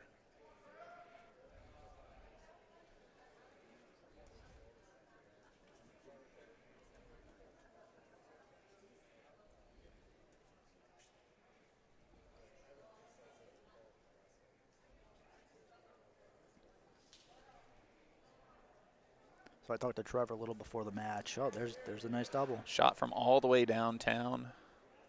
Yep. And keeps the feet split. Try to stay out of close guard there. But one thing Trevor was focused on was pacing. He didn't want to come out too intense too early. Wanted to have a steady pace throughout the full 9-minute match. So this is a good spot for him. He can he's comfortable here. Trying to deny that close guard for sure. And you can see Tyler's on that wrist. He's going to try to get close guard, it looks like. He's doing a good job climbing up the body, clearing the bottom knee.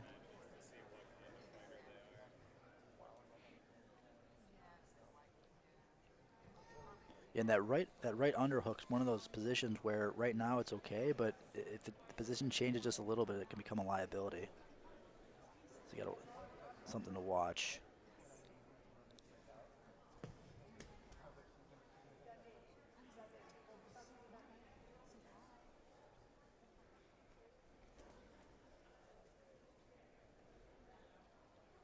Trevor's using his head position there. Keeps trying to stuff that knee and step over. They're kind of in that loop there where, you know, he's trying to get his knee through, close his guard, and Trevor keeps stepping over it, and now they're in a deep half. Yeah. It looks like he wasn't really electing to play from there. It was kind of like forced upon him. Yep. So maybe not exactly where he wants to be. You know, someone with heavy hips, a good wrestling pedigree. You know, you don't want to be carrying him here.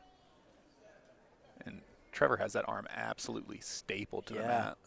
See what he does with it. Back to that, back to the same position we've been in. Yeah, if I were Tyler, I'd be looking for some kind of off balances, like a tilt sweep or something, just to, find a way to get that, knee outside, because Trevor's so heavy to his left, it's going to be very difficult to dig that leg through. And looks like he's elevating bouncing here. him overhead. Hip switch Near there. pass. So close, yep.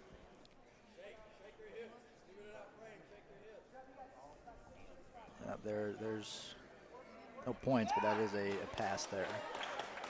Yeah, and at the moment, not any submission attack, so, this positional dominance is going to favor pretty heavily.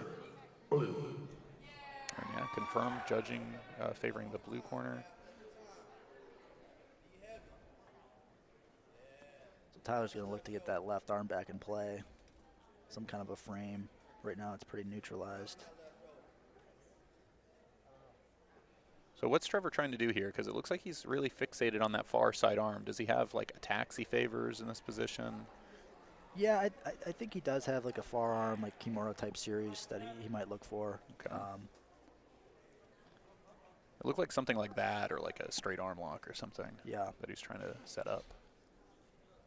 But we're back to neutral. Oh, rolling over the top, strong Kimura grip. Got to watch the back take. Yeah, that's the downside. See where his hips go. If he can get his hips back to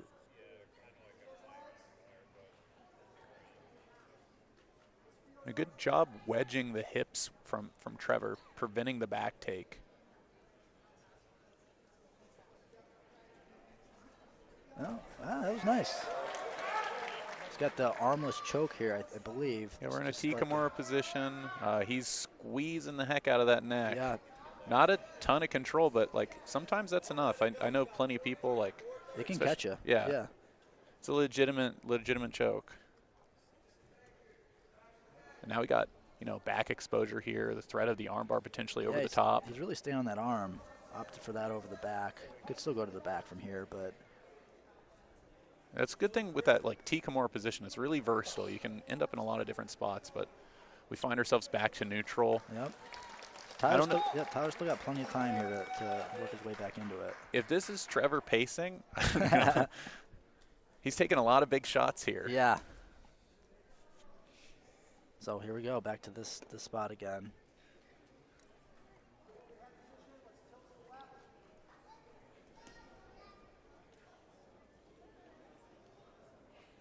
And this is good for Trevor from a pacing standpoint because he can sort of camp out here a little bit.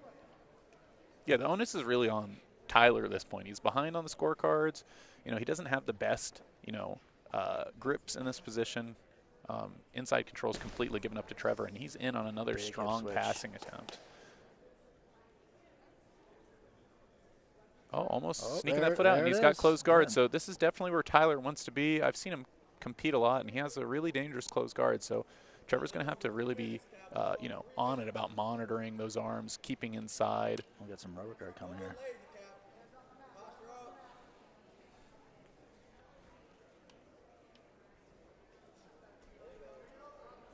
Trevor's standing, trying to open this up. The judges favor blue.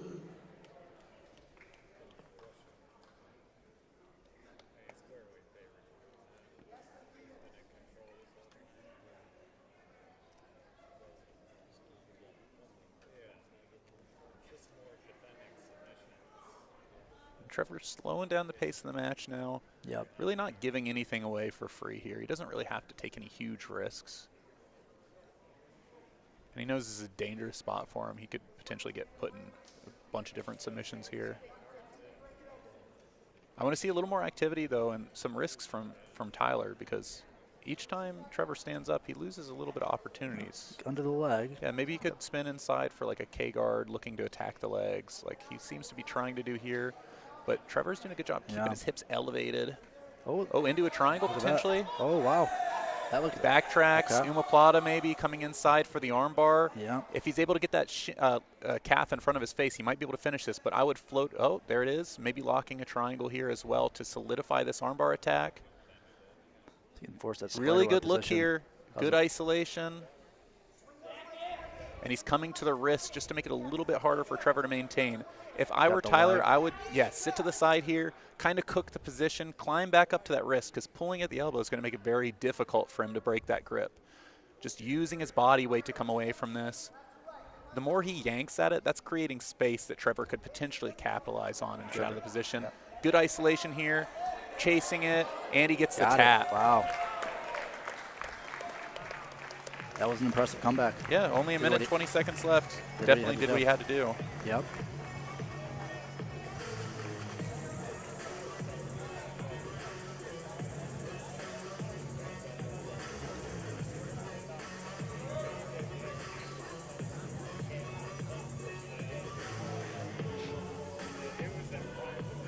And now with our official decision, Jazz Sakuro. Ladies and gentlemen, with 1 minute and 22 seconds left in the match, your winner by armbar submission, Tyler Van Houten. Yeah, that was a lot of fun to watch.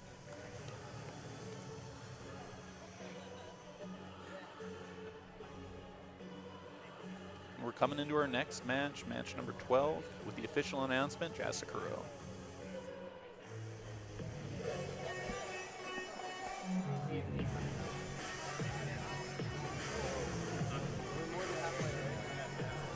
Here we go, Jiu-Jitsu fans. Your next match, scheduled for 9 minutes at 145 pounds. Making his way to the red corner, representing Love and Chokes, fighting out of Cleveland, Ohio, introducing David Branch.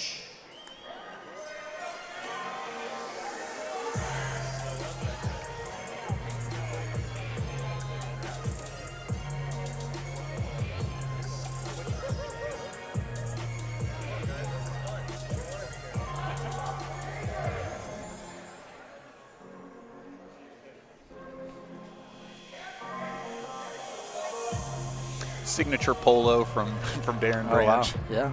I don't know if you remember him Is that his competing back move? in the day. Yeah, he wears the polo a lot. I remember Darren from way back in the day. Remember the old OGCs? Yeah, Yeah. him running across with Yeah. the man purse. Yep. Loudest person in the room, smallest person in the room.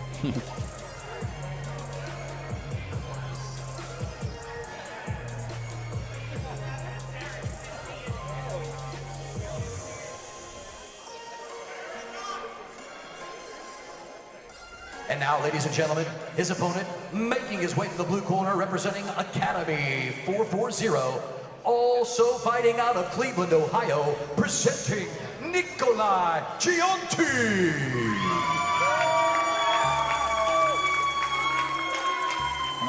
Passionate fans.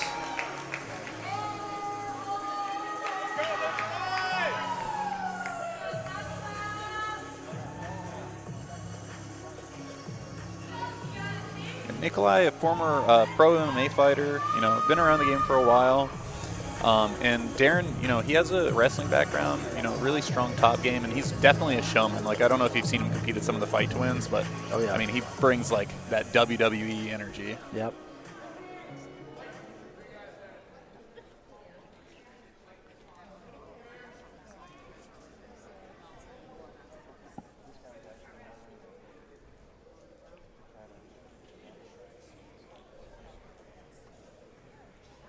Both athletes measuring each other up.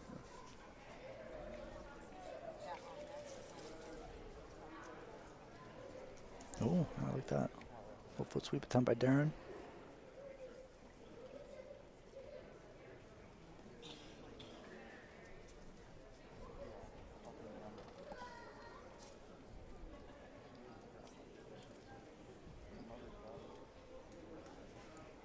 I feel like for all wrestling exchanges, I kind of have to defer to you. You've been putting out, great content on wrestling breakdowns for years. Thank you.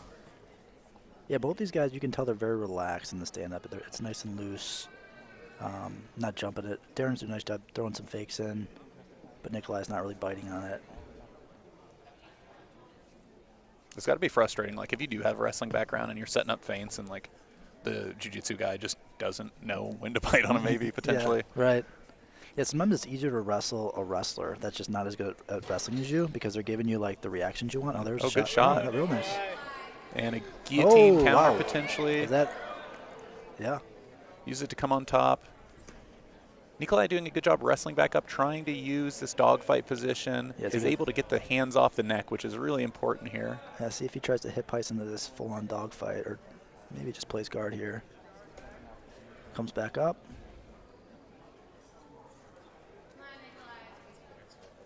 So yeah, it was a nice exchange where the wrestling was countered with jiu-jitsu, and you use that to get on top.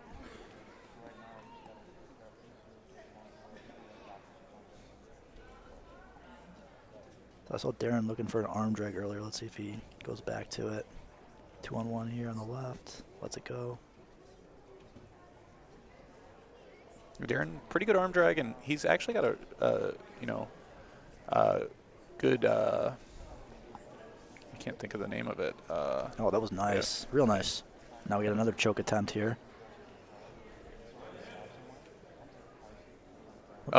Yeah, Darren has a pretty good duck under. Yeah, that's what that was. He set that up with the duck under. He'll post to a duck and then like kind of a swing inside reach single. See if Nikolai tries to wrestle up here. He's got the grips for it if he wants to.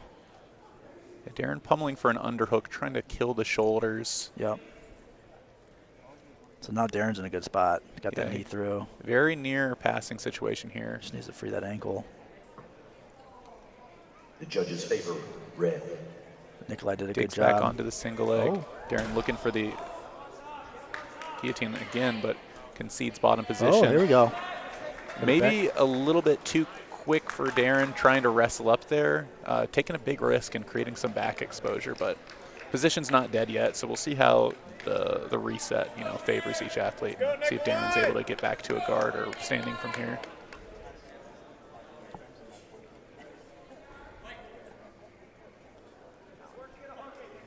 I'm interested if Darren will try to come up to his feet or if he'll try to sit to a guard. If I were him now, I'd probably try to build up to a quad pod because it seems like Nikolai's a little bit higher, but that has its own risks. He's up. Might see a big mat return here. That like cross thread broomstick here by Nikolai. Nice roll by Darren. Good follow. That was a good exchange. Yeah. Darren doing a good job keeping his weight on Nikolai, but Nikolai still really deep on this back take attempt.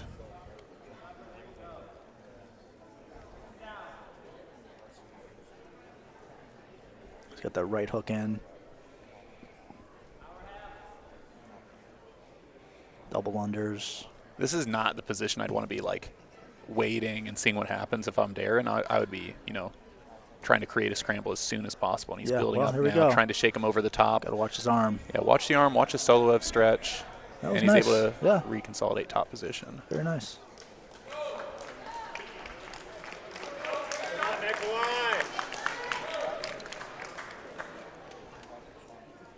Yeah, Darren's been around a long time. He's comfortable everywhere. He's poised. Keeps his composure.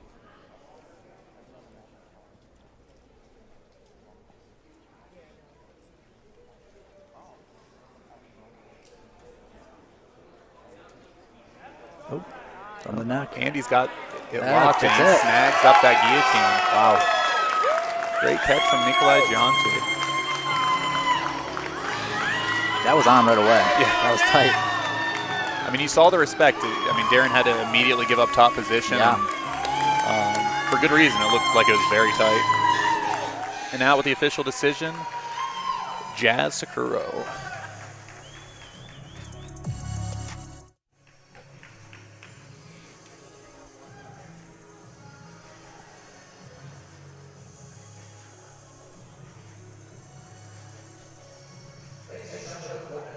Seconds left in the contest. Your winner by submission, Nikolai Gionti.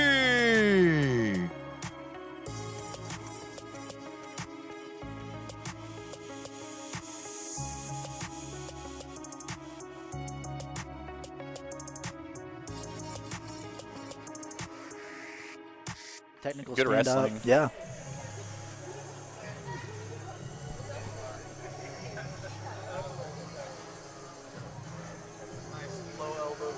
Keeping our high submission rate going here. feel like we're probably way ahead of schedule, I would think, Yeah. right? Yeah, especially they're not really, a lot of tournaments will, artificially fill that time, and I kind of like they're just keeping the ball rolling, No break in the action. And now with our final match in the round robin, the announcement goes to Jessica Rowe.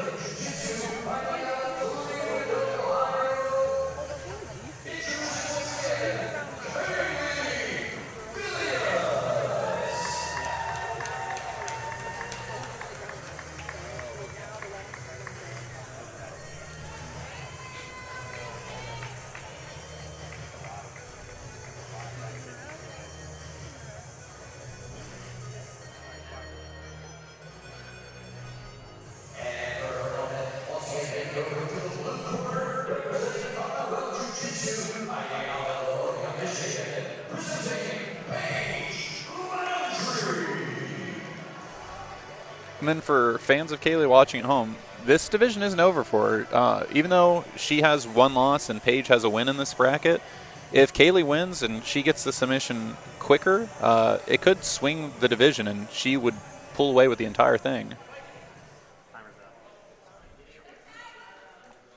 Quick pull from Paige. Looking to climb up into a close guard, maybe an arm bar. Right to the legs, nice transition there. Reverse close guard, setting up a toe hold.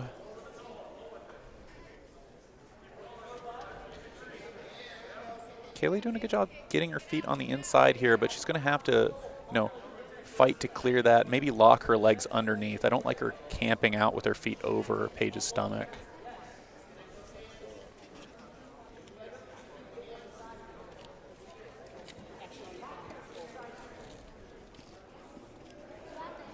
So what do you think Kailey should be looking to do here to extract herself from this position? Trying to fight her hands to the inside is a good option. Getting both hands in is going to, looks like maybe we have a good look at the submission here.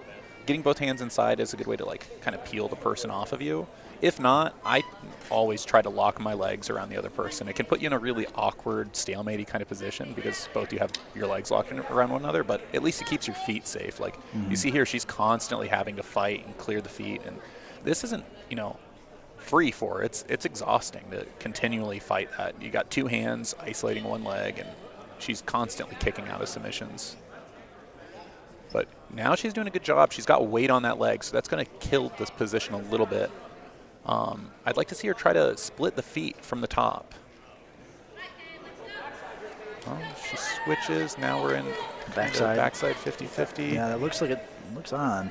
She's got the heel for sure. Yeah, not quite on the knee line, but a good look at the submission. Yeah, she's staying busy on these entries. This is impressive. Outside heel hook now. Another heel hook. Certainly doing good on the criteria here. Constant attacks. And I got to imagine Paige's mechanics are pretty down well for those heel hooks because her team has a lot of strong leg lockers.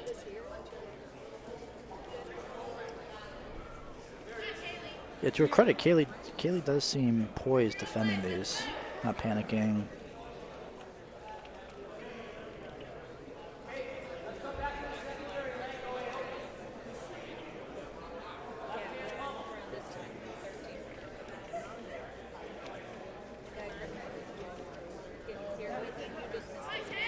So I wonder if Kailey would look for, potentially inside heel hook there herself. The leg is there, but I don't know if that's her game. Yeah, I wonder if that was her intention, throwing the leg over from Paige's leg attack.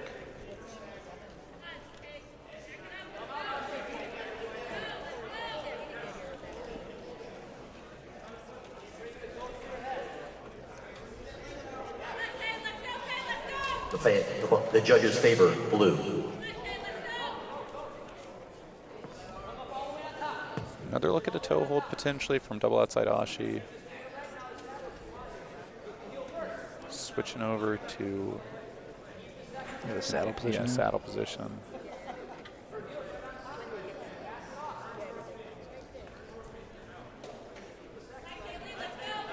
Yeah, the comfort flowing between these different leg lock positions makes me think this is an area Paige puts a lot of effort.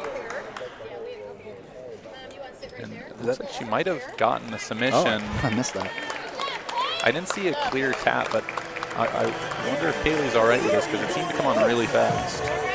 But she doesn't look too bothered, so I think we're okay. But with the official decision, we have Jasakuro.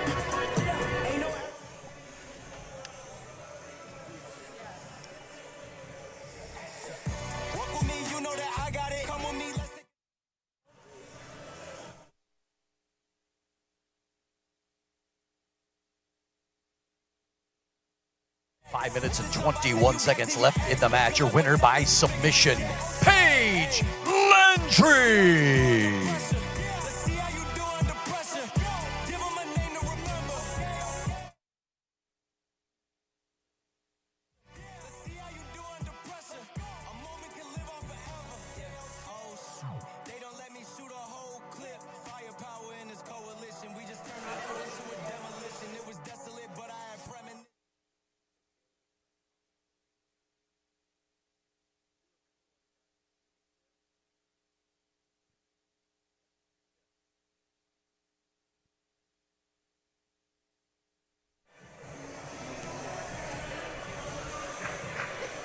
Up next with match number 14, we have the match announcement from Jasakuro.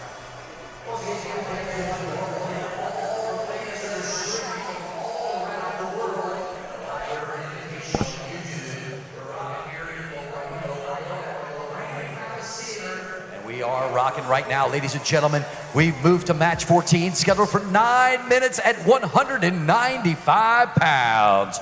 Making his way to the red corner, representing 10th Planet Phoenix, fighting out of Phoenix, Arizona, introducing Erik Anderson.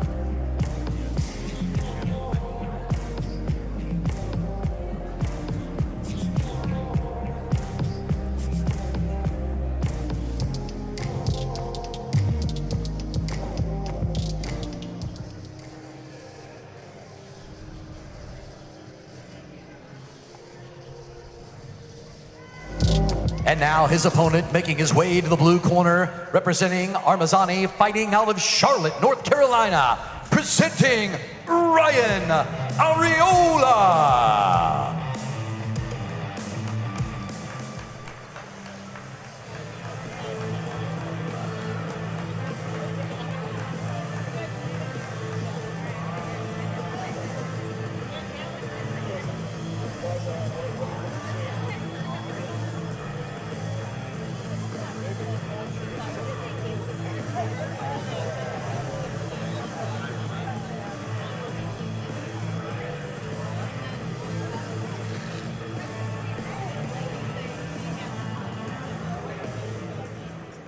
Interesting clash of styles here. Ryan Arreola has a pretty wrestling-heavy game, well-rounded. He's been in the sport for a while. Erik, I'm not as familiar with, but from the scouting report, it seems like he has a pretty, vintage 10th Planet game, rubber guard, gogoplatas. So hopefully we see some of that because it's something we haven't seen a ton of so far tonight.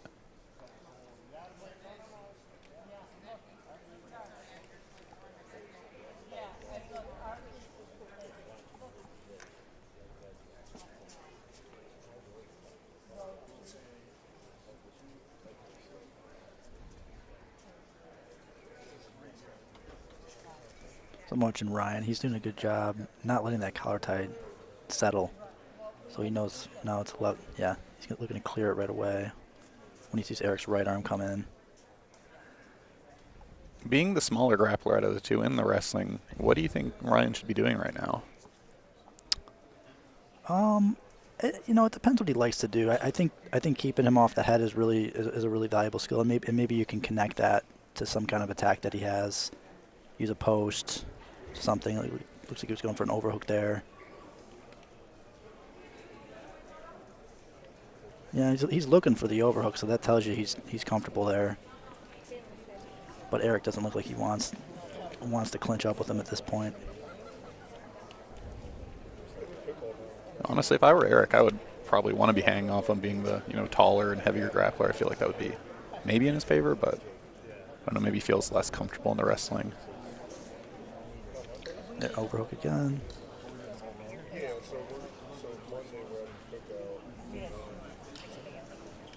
Clear on the collar time. And you can see him on that wrist constantly. And there's the pull.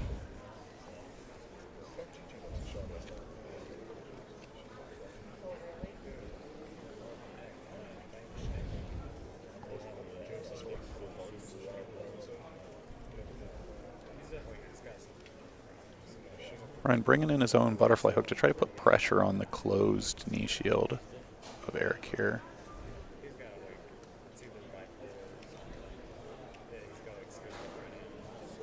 One thing I really like that Ryan's doing here is fighting to keep his head position. He's never letting Erik get inside control. He always keeps the head like posted on his chin or inside of his cheek. It makes it really difficult for Erik to get underneath and potentially look for leg entanglements or find space to get to a closed guard.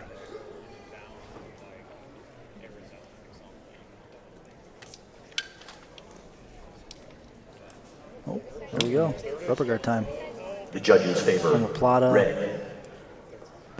I mean, even just that, that armbar potentially there. Oh, thought we almost had a mirror lock there for a second.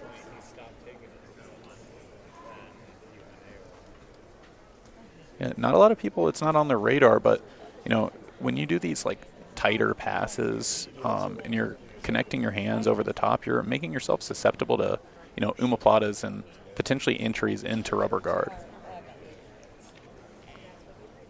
So I'd kind of, if I were Ryan, I would want to see a little bit more, disconnection, trying to pass from the outside a little bit.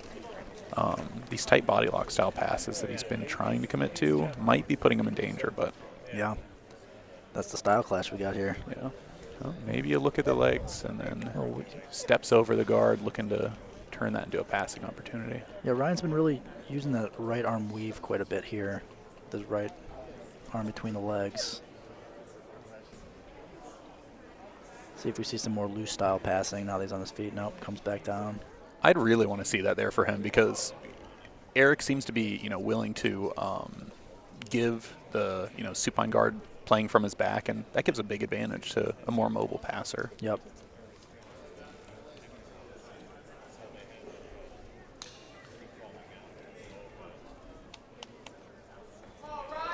It's interesting, Ryan's throwing that butterfly hook and then sort of sitting to his hip every now and again and almost baiting Erik to try to wrestle up with him, it seems like. Yeah.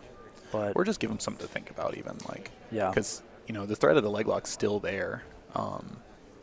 And with him putting his butterfly hook in, that gives him a little bit more, control of that inside space. So if he does sit over, he potentially has that far leg isolated.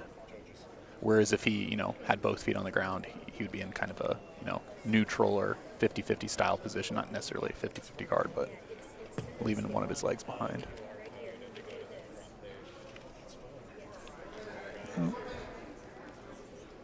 I keep hearing Max Hansen's voice coaching. I feel like he's just like coaching anybody that asks at this point.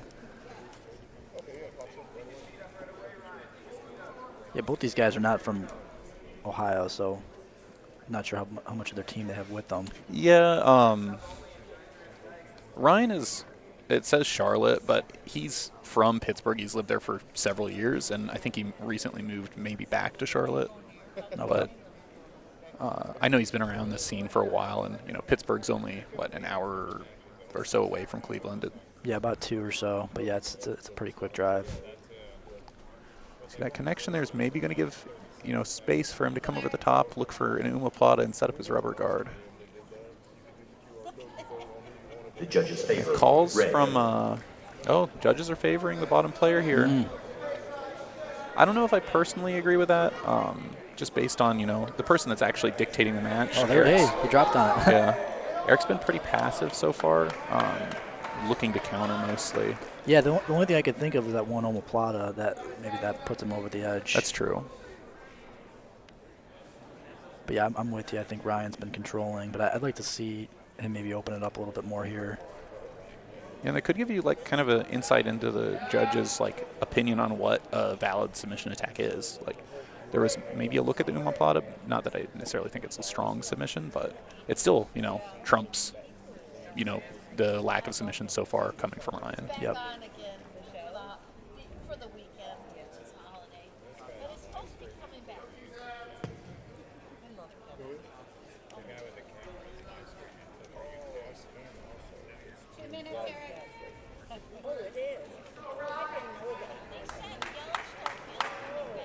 So I'm wondering if we'll see Ryan drop on another leg lock like he did a little bit ago.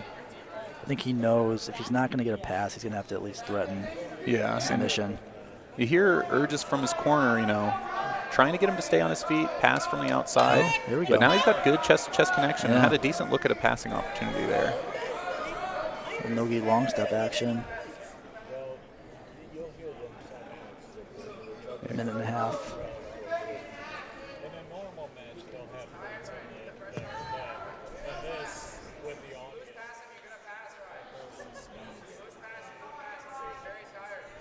Corner's calling for the loose passing. And I have to agree with him. Erik started the match off playing from his back, not wanting to contend for a seated guard. And, that kind of signals me the person's going to wait there. And if you're passing to the outside, you have a lot more opportunities to get around your opponent. And right here, really deep pass. Yeah. Like a deep half situation. But he's got the arm. Good looking attack here, potentially locking the triangle. That's big. Biggest moment of the match so far. Switches off to a conventional triangle. The arm is kind of off the center. That looks good. That looks on to me. He's got still 35 seconds to work. The thing I don't like to see is the knee being below the head, because that means there's going to be a little bit of space, but he's climbed back up, pulling the head down. Really deep attack here. But the more Ryan's knee drops down, the more space on that side there's going to be for and he gets the tap with that head pull. Very nice. Did what he had to do there at the end.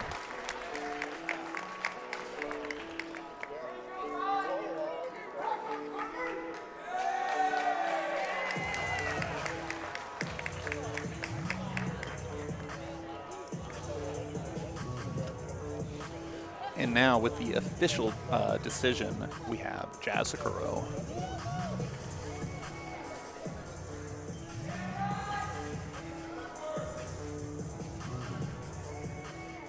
Ladies and gentlemen, just 16 seconds left in the match. Your winner by submission, Ryan Arreola.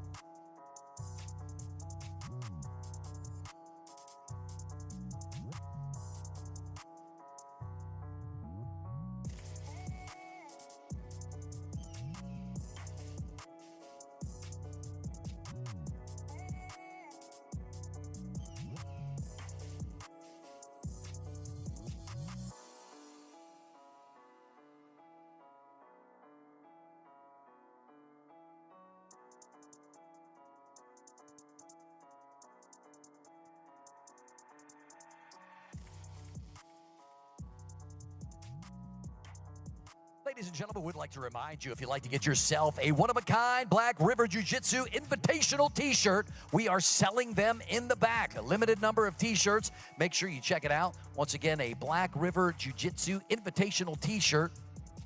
Ours for sale in the back.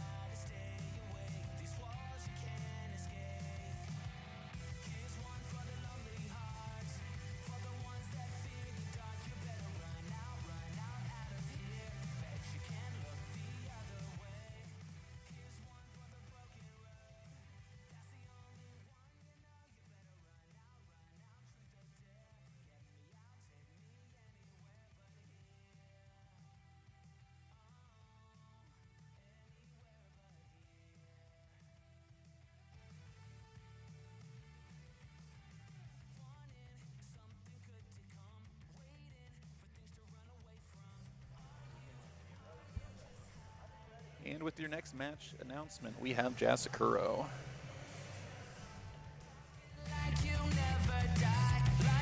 Here we go, Jiu-Jitsu fans. Our next match, scheduled for 9 minutes at 160 pounds, making his way to the mat, fighting out of the red corner, representing Pedigo Submission Fighting, fighting out of Mount Vernon, Illinois, introducing Josh Murdock.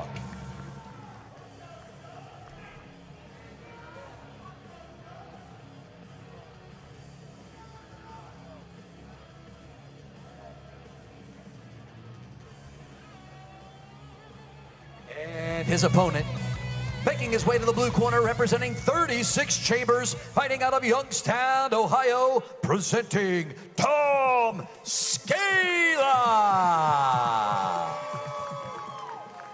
Way different entrance vibes.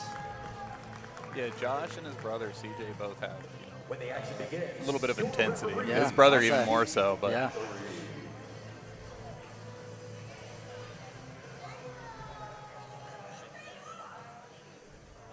another black belt matchup. Quick pull by Josh. I think he knows that Tom's got a really, dangerous guard game, so maybe he wants to just take that away and start working from the bottom first. Tom Moore, the local guy, I haven't seen him compete a ton outside of the occasional fight to win tournament and stuff, Yep. but definitely shows out, competes when his team does, but I don't think he's competed against someone that is as experienced as Josh is. Josh competes, every other week, it seems like. Mm-hmm.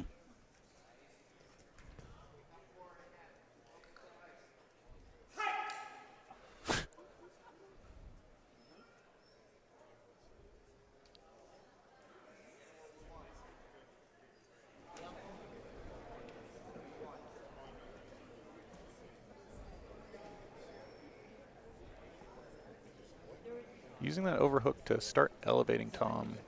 Potentially. Diving into the legs here.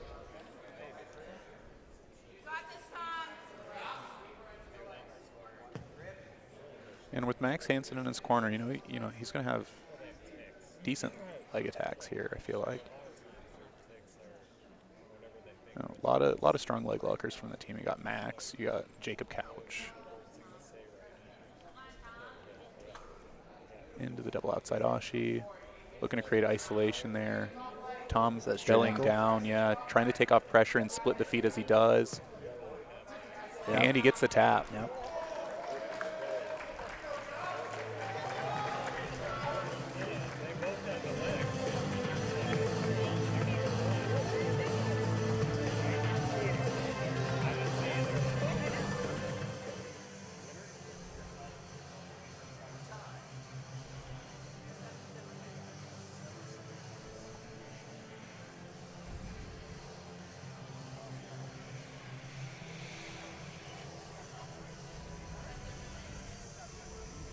Now with the official decision, we have Jazz Sakuro.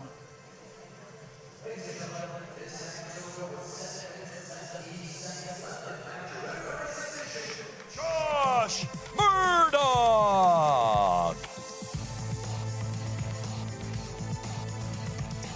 There's definitely been a return to him, right? Because whenever you're attacking the heel hook, people kind of naturally expose the straight ankle lock. So they play off each other really well.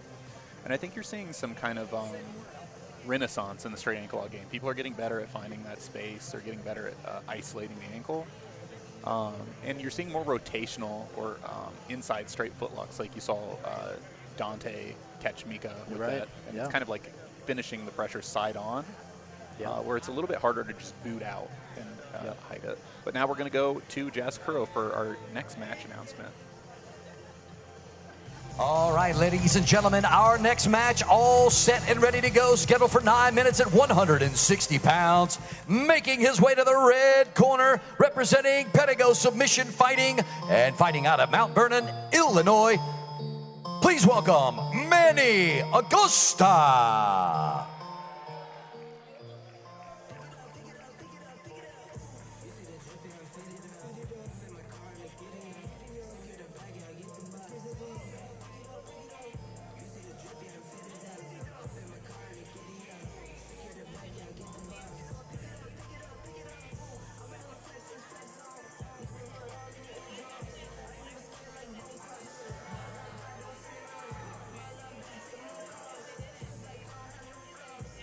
And his opponent making his way to the blue corner, representing Kano Jiu-Jitsu, fighting out of Cleveland, Ohio, presenting David Barnes. This should be a fun match. Manny Augusta stepping in last minute in place of CJ Murdock for an injury. And both these guys, I mean, really, really capable leg lockers, so I'm expecting that to be the battleground for tonight's match. Yeah, I've got to train with David quite a bit. He's got a great game. Honestly, one of the best. His leg lock game is very good, but his back control, to me, is one of his best. And it's you don't necessarily expect it, but when you get to your back, it's very difficult to get out. So let's see if he's able to get there in this one.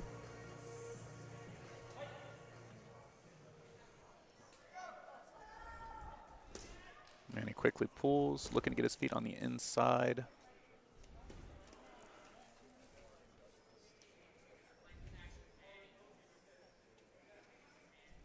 Trying to create an off balance to get underneath of David here.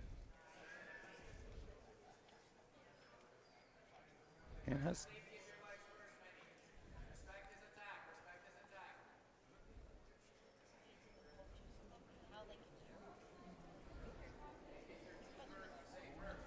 Manny trying to get in on a Woj lock style finish, trying to trap the toes in the armpit there. It kind of finishes like a steam lock almost.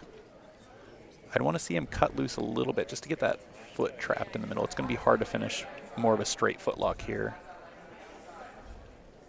Oh, and David's splitting it and potentially getting a bite on a heel hook. He just got to get the, he gets the tap. Wow.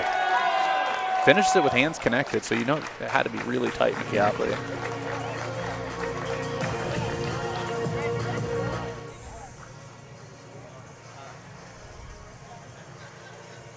And now with our official match announcement, Jazz Sakuro.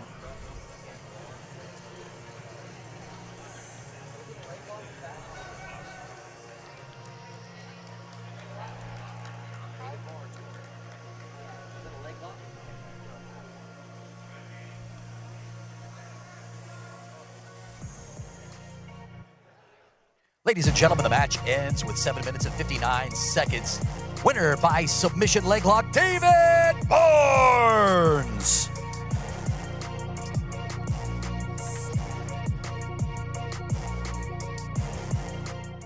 Yeah, for Paige. That's a strong pick.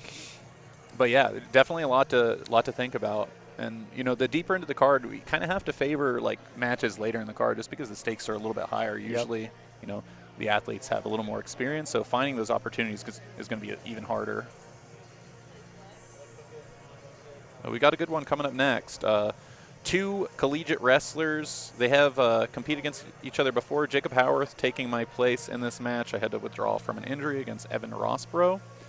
The last match Jacob took in the ADCC Open in Chicago, but I'm sure Evan's looking to get that one back. There were a lot of high intensity scrambles early on in the match, and in the points period, Jake was able to win with a double leg takedown. Looks like a pretty big weight discrepancy too. If those are a 30-pound difference. Yeah, that's why I was a little confused when Evan called me out for the match when they were asking for an opponent for me, because I'm 190 pounds, so I'm even lighter, but good up-and-coming guy in the scene, has a ton of wrestling experience, only been in jiu-jitsu for 6 years, so, he's just trying to compete against the toughest guys in the area he can. Okay. And Evan, he does well in competition. He won in the Masters 1 division, Nogi Worlds and Nogi Pans last year, so. That's impressive. Yeah, got some good wins under his belt.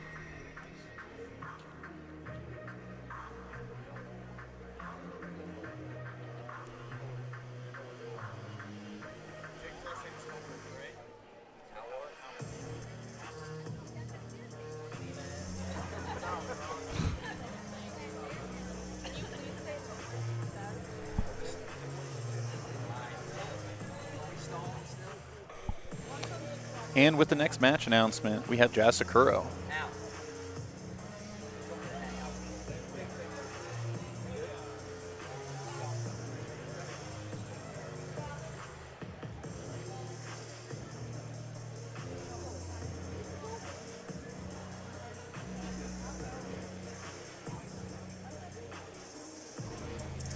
All right, Jiu-Jitsu fans, here we go. We're scheduled for 9 minutes at 230 pounds. Making his way to the red corner, representing Roots Jiu-Jitsu, fighting out of Westerville, Ohio, introducing Jacob Howarth.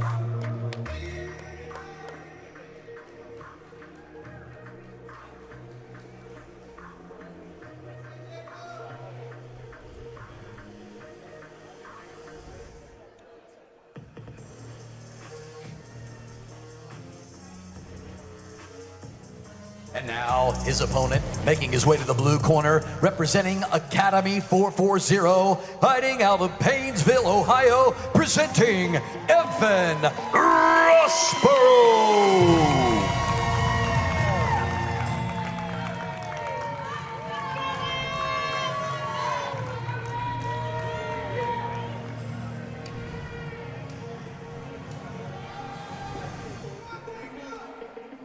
Some big dudes here. You think we'll see something on the feet?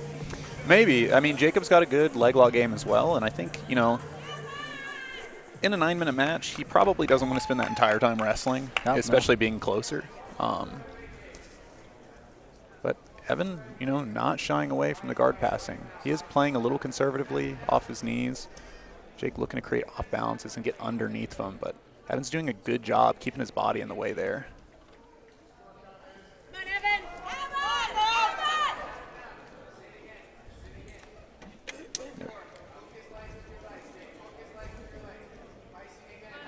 Jake being a little more strategic, not, succumbing to the, urge to prove he's a better wrestler. And Evan doing a good job controlling the space there. In. Jake gets in on the foot. Evan able to separate, but Jake taking top position. Yeah, that's an efficient way to come up on a guy that's bigger than you and a better wrestler potentially, or at least a tough wrestler, is you pull guard and you sweep. Yeah. Oftentimes just path of least resistance. And ahead of this match, Jake is someone that I train with pretty regularly, so pardon if I'm a little bit biased in the commentary, but this is something we were working on, is using the legs to really threaten Evan. And I think Evan's aware that Jake has dangerous leg locks, so he's going to respect him and be willing to give up position for the sake of staying in the match. Same thing. Yeah.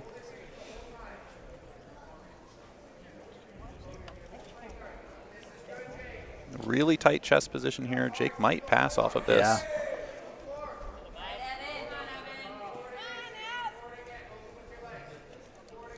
Yeah, and even the way Evan had to burst there a little bit, that can add up over the course of the match.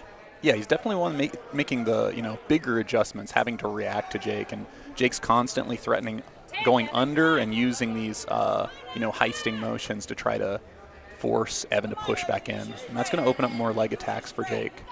Yeah, I hear the corner saying heist, heist. They're really pushing that. I think the first guy, at least the first guy I saw use that a lot was Gordon Ryan back in like, I'm thinking of like 2017 ADCC, just constantly hip heisting, and you don't even have to come up, but it just like gives you the threat if you want to. Yeah, the threat's great because it creates that reaction and allows you to get under. And now Evan with an okay looking pass attempt, but Jake able to get his legs back to the inside.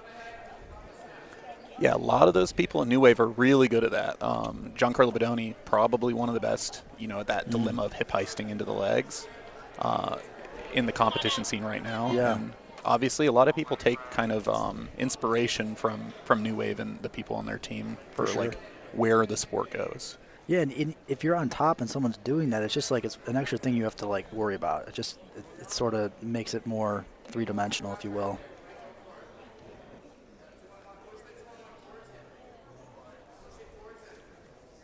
I like this adjustment that Evans made, really camping and putting heavy pressure without, putting himself too high. Blue.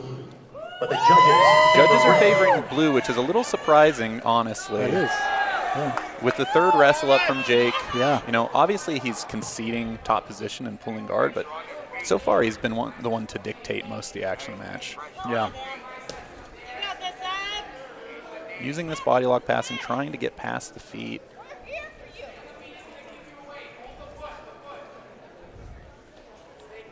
Jake doing a great job listening to his corner's input. Row drag, looking for an exposure, nearly passes. I know. Evan's he moves pretty good for someone that big, like in those situations. Yeah, for sure. Those near pass situations, he finds a way to spin out of it. Yeah, he just doesn't accept it. The second he's, potentially getting past, he's, wrestling up and creating a scramble, which is what he needs to do here. Yep. Crossface there. Crossface is good. The butterfly hook does a little bit for Jake to help elevate, and he's going to look for that single leg. A little bit too much space to finish it. He's going to have to suck himself back under him to get a look at that leg lock, but he opts for the pass. I'd like to see Jake get a little bit tighter chest to chest on these, because at the moment he's passing with a little too much space. His head's a little too far away, and that's giving Evan the space he needs to come back up and scramble to neutral.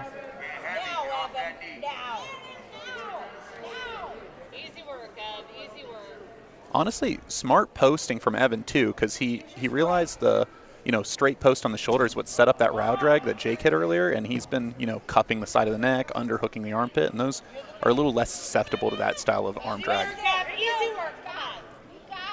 Yeah, I'm impressed with the game planning by Jacob here.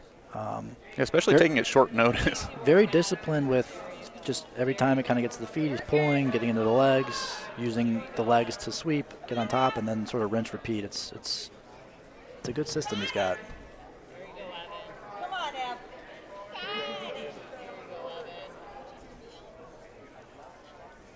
Now. You got the strength. And Evan being a hometown guy, that's going to give him a little bit of an advantage for the audience scoring, I'd have to imagine. So Jake's got to really aggressively look for submissions and make it pretty clear that he's the winner of this match. That's it. That's it, buddy. Spinning on it. Oh, armbar. So close, Evan. So close. Get up, Evan. Flip him over now. Jake's past the knee shield. Cup in the head and gets a good chest-to-chest connection. Yeah. Evan framing off hard. Yeah. And he gets the pass, nearly gets rolled over, but Jake's able to keep his base. And now this is probably the worst place to be with Jake. Evan's able to get to his knees, but being under side control and north-south on Jake is miserable. He will stay there all day. So really impressive for Evan, finding a way to get back on top. Yeah. Easy work, Ev. Easy work.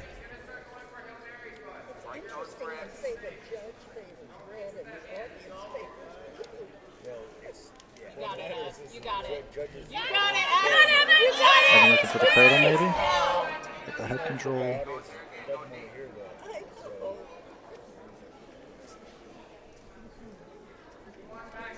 Jake wrestling up. That was nice. Real nice. Evan looking for a guillotine. Jake passes off of the attempt. Caught that far leg, too, to prevent turning away. Like a Navy ride there. Beautiful. Now back exposure. Jake's trying to wedge the knee to, a little bit of a Mistake there for Jake trying to throw in the top hook first, coming up a little bit too high, but still able to keep the position with a body lock. Evan creating separation, looking to get his back to the mat, and he scrambles out.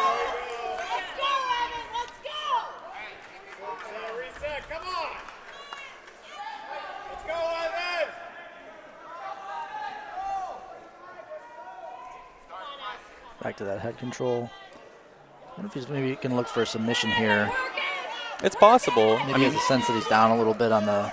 He looks like he's trying to separate and get a Darce here, but he's giving Jake his weight, so Jake might be able to use this to off-balance him and sweep.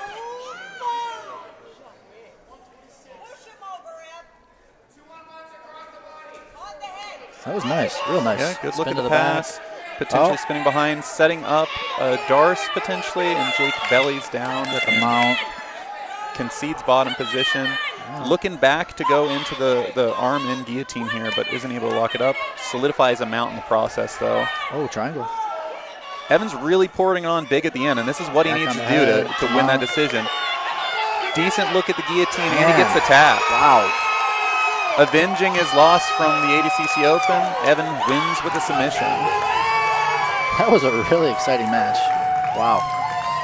Back and forth.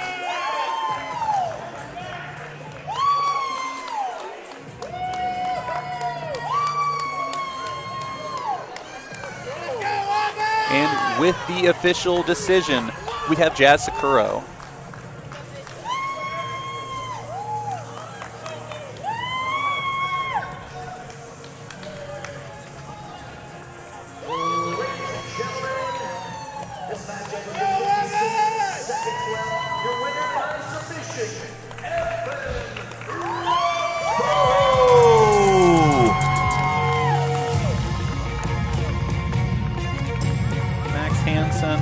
He's got his hands full with nearly 100-pound weight disadvantage coming in.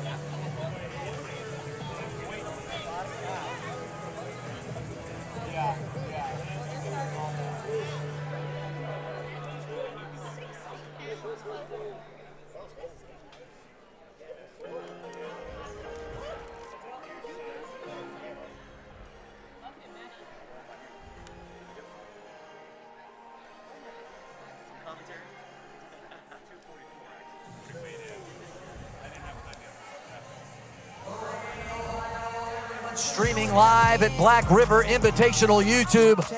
Are you ready for your premier matches of the night? How you feeling Saturday night? Make a little noise in the house. Audience doing a tremendous job on the scoring. You guys are going to pick out some prize winners for us shortly. Right now, we move to match number 18, scheduled for 9 minutes at 260 pounds. Making his way to the red corner, representing Adamus and Pedigo, fighting out of Toledo, Ohio, ranked 11th in the world at 155, introducing Max Hansen.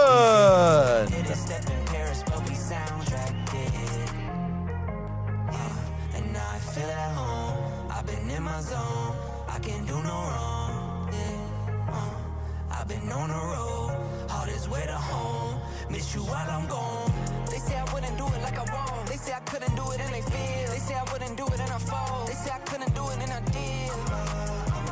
And now his opponent making his way to the blue corner, representing Saga Jiu-Jitsu, fighting out of Lancaster, Pennsylvania, presenting Dennis Gunick.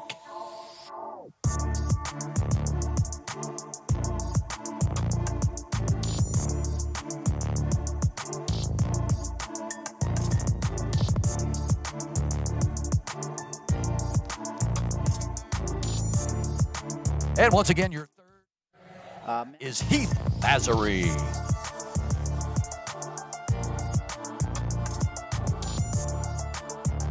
Got Dennis Gunick at 260 pounds.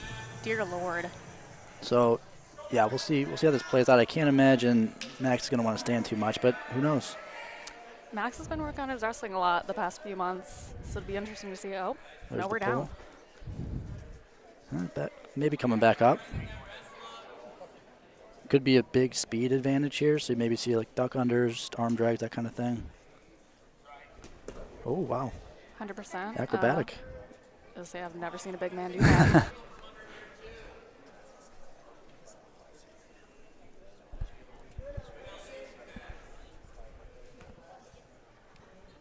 Max is definitely staying where he's comfortable right now. He likes working a lot from guard here on the ground.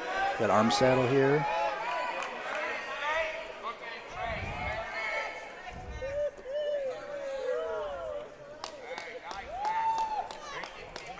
Is Max a big leg lock guy? Oh, Max is a huge leg lock guy. Okay. Very dynamic, though. He's very comfortable anywhere.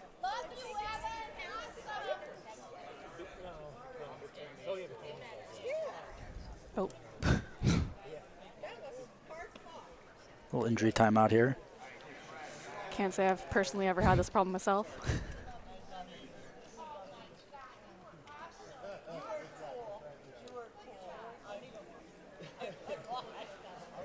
Can't imagine this feels great right now. No, especially with someone who weighs more than 70 pounds more than you coming down. How about that cartwheel by Dennis? That was impressive. I did not expect that. Incredibly acrobatic for a man of that size.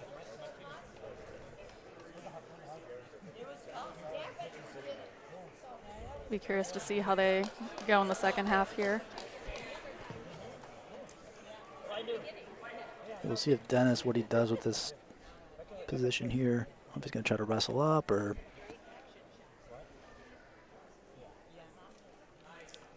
Definitely has a lot of power potential if he wants to come up on top here.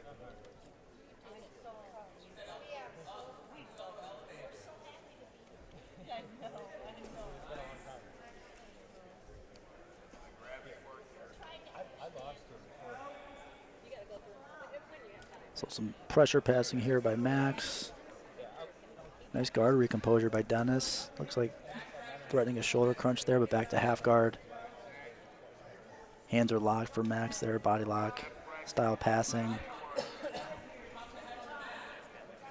Trying to shake that right knee free.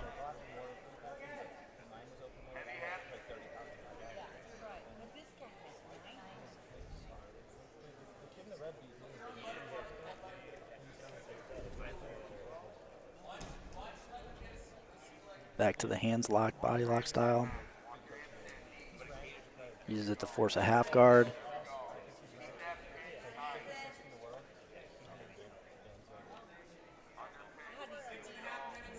Dennis looks very comfortable here, but not quick to leave the position right now. He does. Looks poised.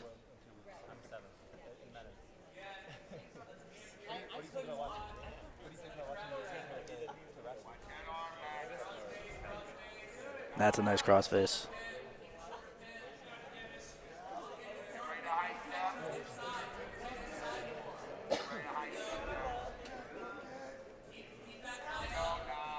Good little hip switch by Max. Settles into side control. The judges favor red. Really nice shoulder pressure in the jaw there, making Dennis look away. See what he tries to do with this.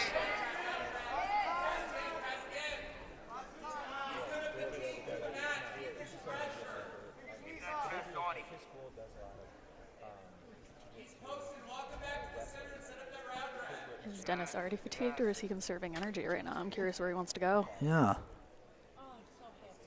This is definitely, I would say, favoring Max here, though, if it stays here longer. Oh, 100%. Max has been on the offensive most of this match so far. So Dennis able to get the close guard, see if he can do anything with this.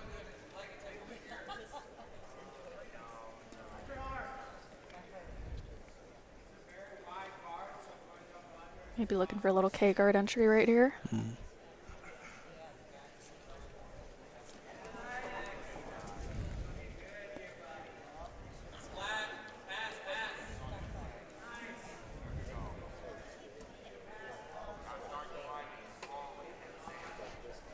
So yeah, you got to think Max camping out here just paying dividends the longer this goes on.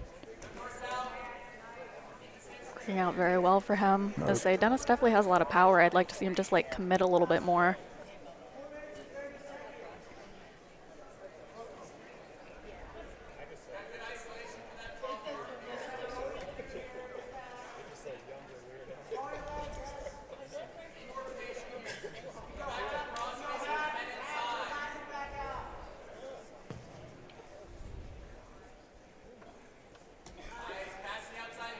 So here we are again.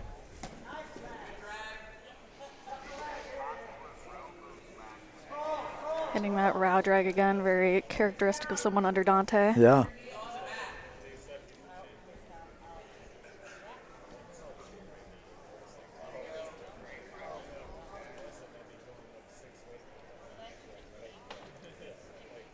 So I wonder if you would look for a triangle there potentially. Although Dennis is so big, I don't know how feasible it would be. I feel like from that position on a man that large might be a little, yeah, a little hard to lock down. Good hip height, back to the feet. Let's see if he wrestles here.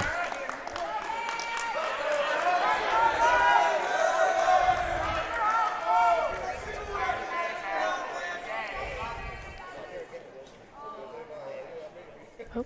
Might have been some kind of an eye poke there.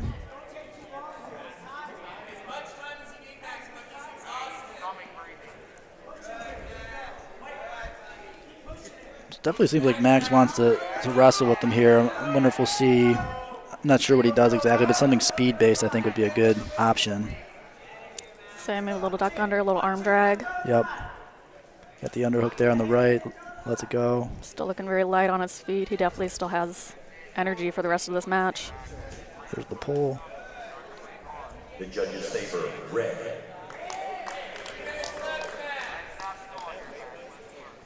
So I would think that the onus is really on Dennis here to work, and he's going to be behind on the scorecards, in my opinion. 100%. Oh, look at At this point, Dennis definitely needs a submission if he's going to win this match. Max is way up on offensive. Yep. Move another pass to side control.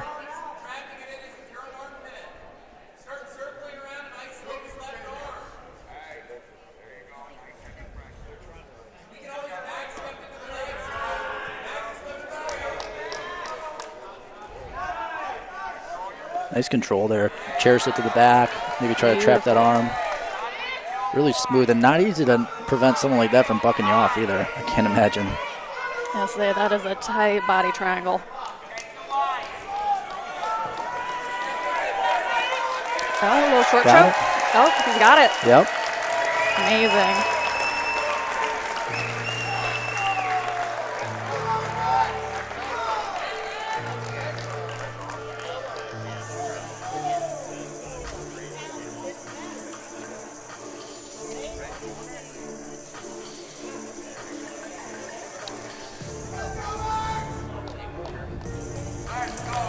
Back to Jay Sakura now for our official decision.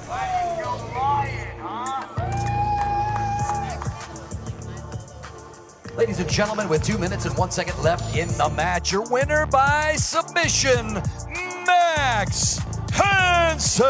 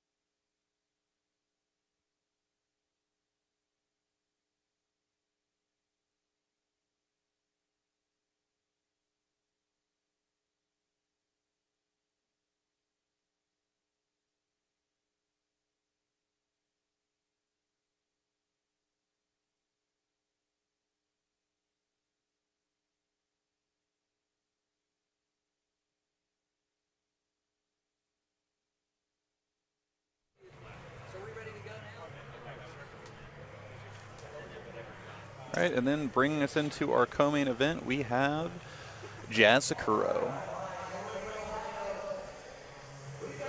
Main event, and our main event left tonight here live at the Lorraine Palace Theater. How you guys feeling tonight? Are you guys enjoying the show? Black River Jiu-Jitsu Invitational. Make sure you follow us on social media to see what's coming up in the future. We'd like to thank each and every one of you coming up and making this a great event tonight. Now, we do have some prizes that we want to give away.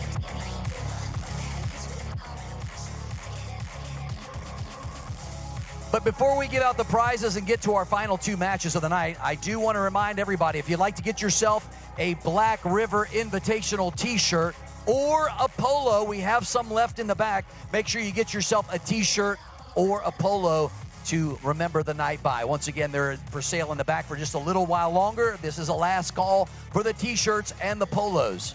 So, our first prize of the night, this is all decided by audience. You guys have logged on to Vivix. You have chosen the winners for this, you and you alone. So our first prize of the night is for $500. It is for best submission of the night, $500 prize.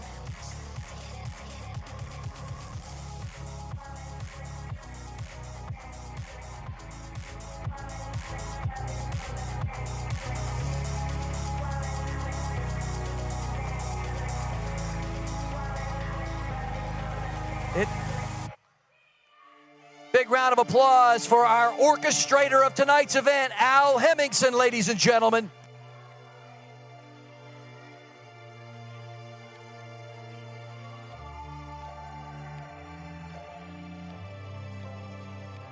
I don't know where are we?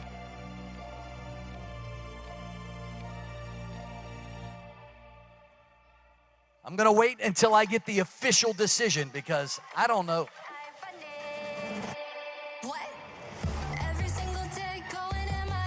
It's okay, it's gonna be fine. The drama is building, the tension is mounting.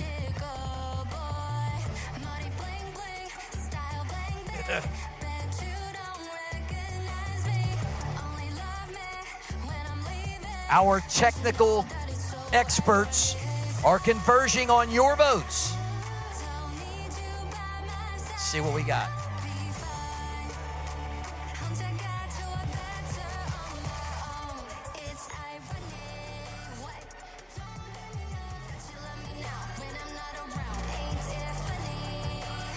All right, the polls are analyzing.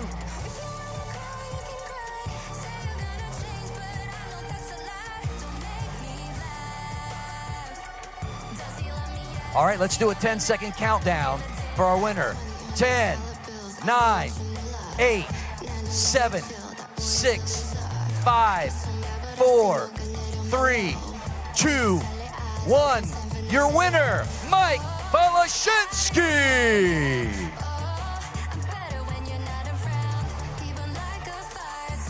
$500 for best submission of the night, Mike Falacienski.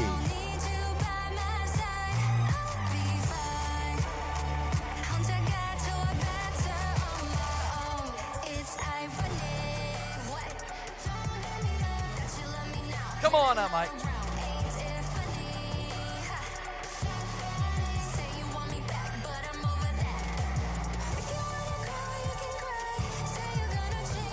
Give it up for your best submission of the night by Mike Falacienski.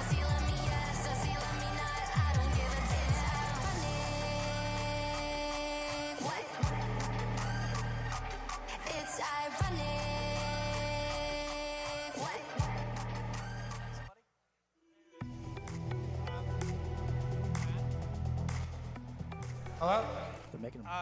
Thanks, Al. This has been awesome. Everybody from Hurricane, everybody else that came out, Travis for helping me get ready, and my lovely daughter over there that walked out with me. Love you. That's it. Give it up for your winner once again, Mike Falacienski, best submission of the night.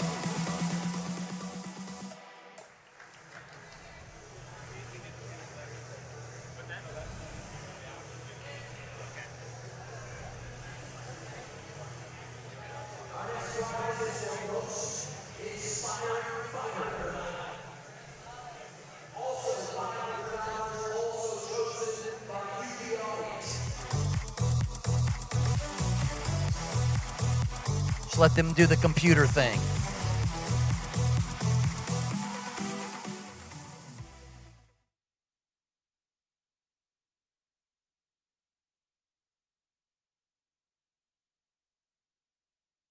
To the online polling with a 10-second countdown. You say when, Al? Got a 10-second countdown? Give it a second. Let's let it cook. Let's let it cook a little bit. Audience voting. Most inspiring fighter.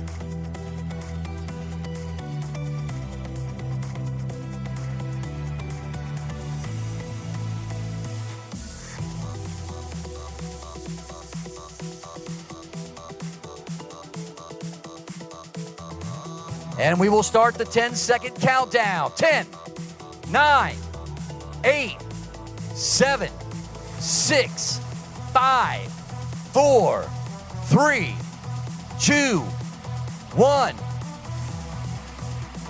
We got one locked in. Let's see. Is it okay? We're going to scroll up a little bit. We got one down there at the bottom. Does anybody beat the bottom? I don't think so. I don't think so. And your winner for most inspiring fighter of the night is Travis Haven.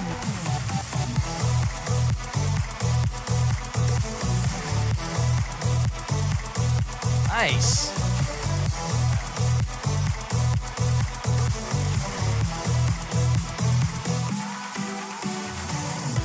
Travis Haven, ladies and gentlemen, your winner. Most inspiring fighter.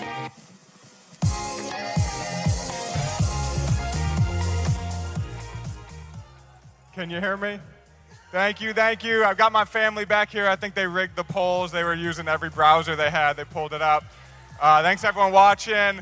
All the gyms around here, Watermark, Hurricane, Adamas out in Toledo, 10th Planet Grants Pass out in Oregon watching me.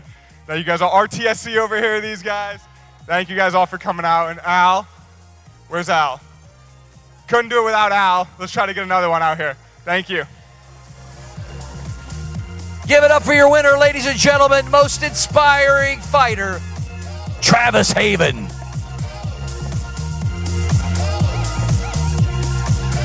And that will bring us to our final prize of the night. This will be for your choice. For the best match, each fighter gets $500. And we're looking for your winner. $500 apiece for each fighter for the best fight of the night, the best match. And we go to our virtual polling. Call it that.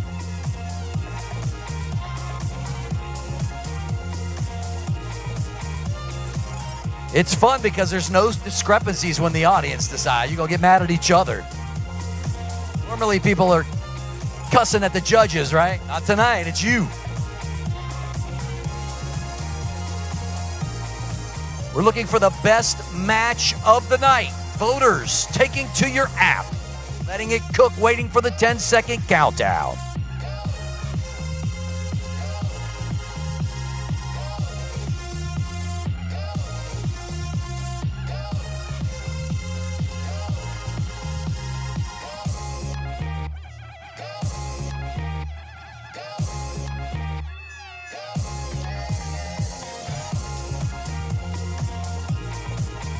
The countdown begins with 10, 9, 8, 7, 6, 5, 4, 3, 2, 1. Lock in your vote. I think it's right there. Your winner for best match of the night, Jacob Howarth and Evan Rossborough, each taking $500 apiece. And the crowd goes wild. That's where I'm sitting, right there in the front.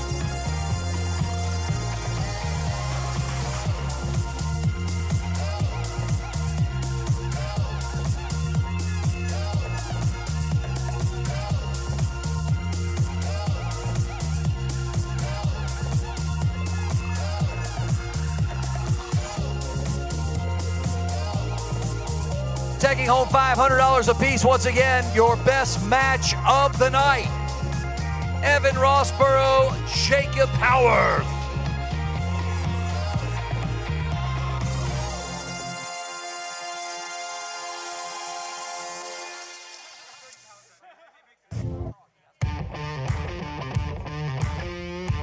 Real quick, I just want to thank my family for coming out.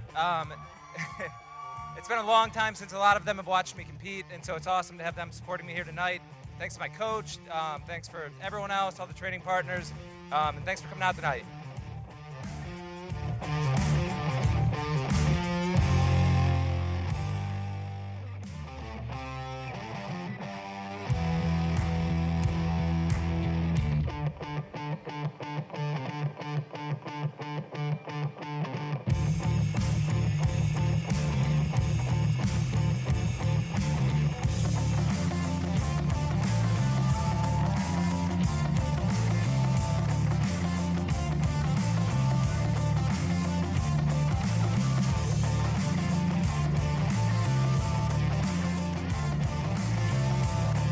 Ladies and gentlemen, make some noise for tonight's orchestrator of this magnificent event, Mr. Al Hemmingson. All right. Hi, I'm Al. Those of you who see the Black River Invitational Instagram with the quasi-anonymous feel to it, that's me. Nice to meet you all. Thank you for coming. This is a huge event. It takes a ton of support. I have an army over here on the right side helping make this thing run smoothly, and an army over here. So many people I could thank. I would take us from on time to horrifically late. We have 2 fantastic co-main events right after this, so stick around. The best is yet to come. Enjoy the show. Al Hemmingson, ladies and gentlemen, we've got your co-main event and your main event ready and lined up to go.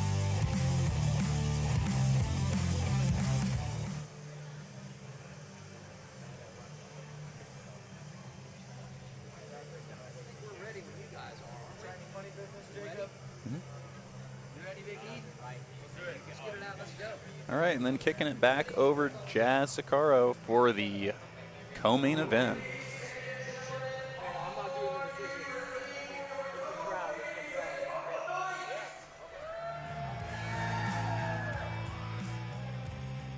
This match is scheduled for 15 minutes at 115 pounds.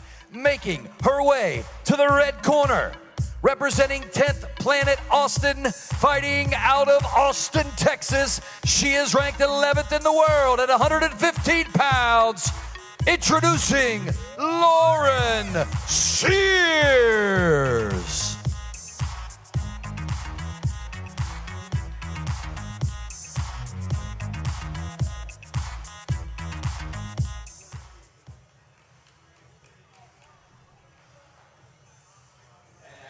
Her opponent making her way to the blue corner, representing Atos Atlanta, fighting out of Hot Atlanta, Georgia, currently ranked 7th in the world at 105 pounds, presenting Faye Charrier.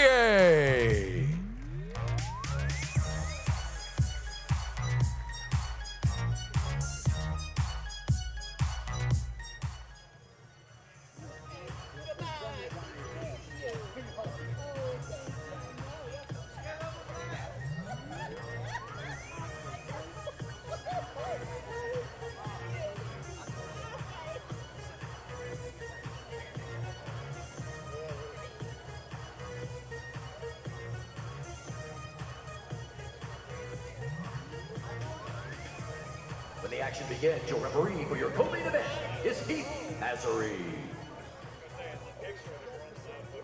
Got a great match coming up. Both these athletes, not used to competing in their weight class. Both are, on the smaller side and tend to have to compete up.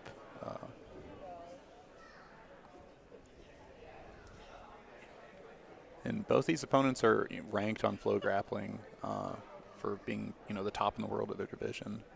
Big clash of styles, too. 10th Planet versus Atos.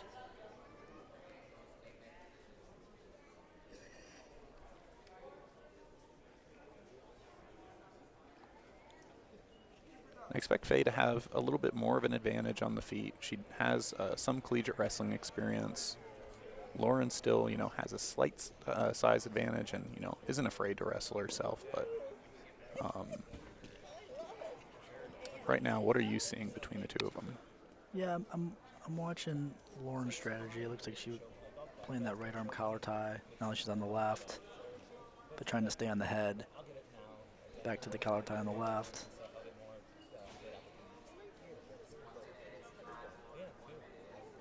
And just see how maybe how Faye starts reacting to that, see if she does something about it. Sometimes you decide you don't want to do it any longer, you pull at a certain point, but they're both standing so far. Mm-hmm. And again, this is, 6 minutes longer than our other matches, so maybe the athletes are trying to, progressively build the pace as the match goes instead of, selling out early and potentially gassing themselves.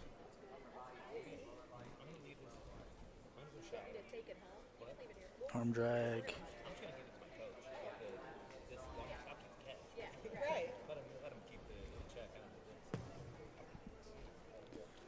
Definitely a lot of forehead to forehead action here. I'd like to see maybe some level changes, try to create some angles. Yeah, and they keep going like ear to ear too, and I feel like that kind of kills a lot of the potential for the wrestling exchanges. Makes it tough. It can be very stalematey.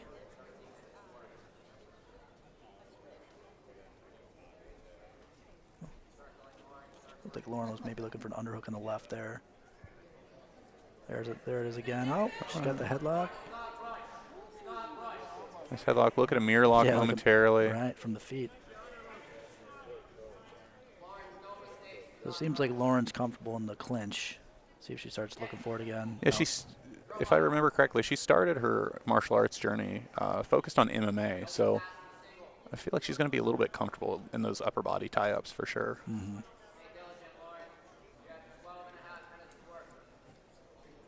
Two-on-one. See what she does with this.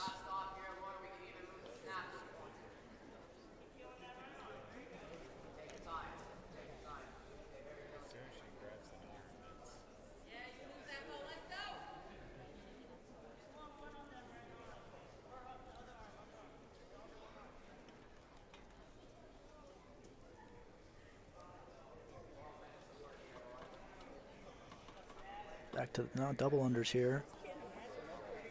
Faye's got her hips back. Yeah, it's going to be hard to move her at the moment, but maybe she can use it to throw by or using it to pull guard. And that's a decent way to get upper body connection. Shoulder crunch on the left, it looks like. Lets it go. She's probably going to try to work to close guard here if I had to guess. But Faye doing a really good job framing the hips, blocking out that opportunity. But nice, Udigatame shoulder crunch. Using it to get to the closed guard. Faye concedes it just to not threaten the overhead sweep as much. She didn't want to get pulled over top. Able to fight her hands back in the middle. This is definitely not where you want to be against someone from 10th Planet, I feel like. Right. Yep. Right on cue.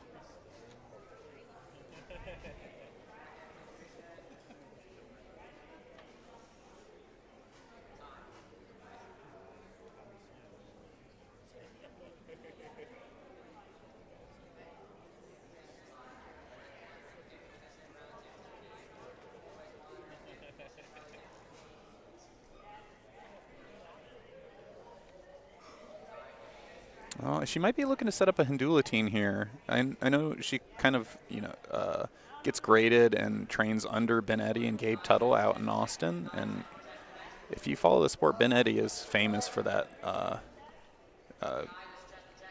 rubber guard submission, the Hindulatine. It's kind of like a mix between a gogoplata and a guillotine. But Faye able to create space in on a pretty deep camping position, chest to chest. Yeah. Looking to clear that top leg. Really nice upper body control here. She's got that arm sort of trapped. It was trapped, now it's back. Some heavy pressure here. Yeah, super heavy pressure, especially considering the weight. And again, going back to that well, looking to get that underhook climb into a potential shoulder crunch, and it allows her to get back to the closed guard. Hair tie falls out. Maybe letting the athletes reset for that. Kind of the advantage of having the braids, I bet. Just less to worry about.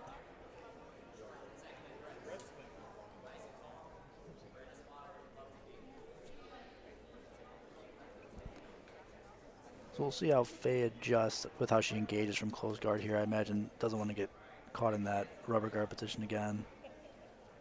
She's definitely doing a good job framing the hands on the inside, doing a kind of signature passing style for Atos. Head down, arms in the middle, standing up, and looking to wedge a knee to the inside. But with those shoulders down, it's allowing Lauren to climb into her rubber guard here. And again, I'm anticipating a look at that Hindulatine.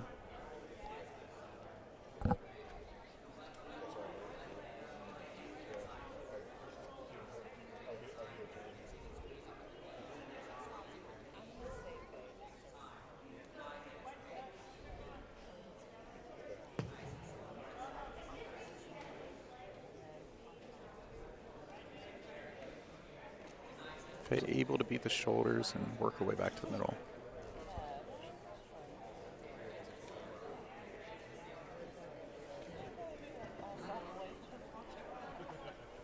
Oh, she's bringing that knee through. Yeah, I didn't even see that sneak in there. Nice.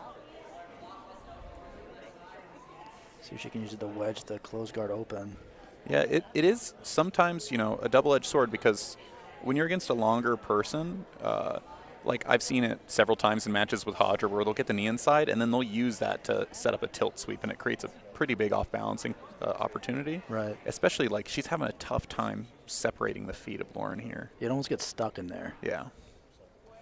But she continues to drive through, staying cautious of the shoulder crunch threat.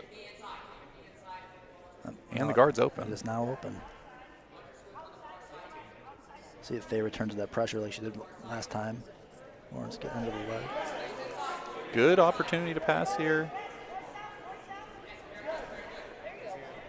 And having to pummel her legs over pretty aggressively to get back to a guard, but Switching not out of sides. danger yet. Really nice. That's like an old school like Andre Galvao drill where you switch sides like that. Yeah, I mean, that's a signature for Atos. They're so systematic with their guard passing, and they're so good at, you know, changing directions and keeping that pressure on.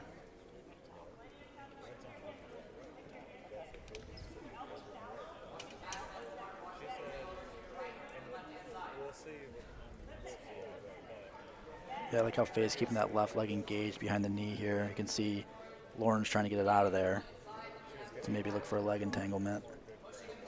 But if Faye can keep it there, usually the leg can stay safe. Yeah, there's just so much space between her top leg and her lower body, or her upper body, that I'm kind of worried if Lauren tries to go to a leg attack here, she's opening herself up to more offense for Faye. Able to get down a little lower, looking potentially for a Choi bar here, but Faye's able to slip it out. And back to the feet. Getting into the later half of the match, I see a little bit of a momentum shift so far, where Faye's having more offense than she had earlier in the match. Yeah, I'm with you there.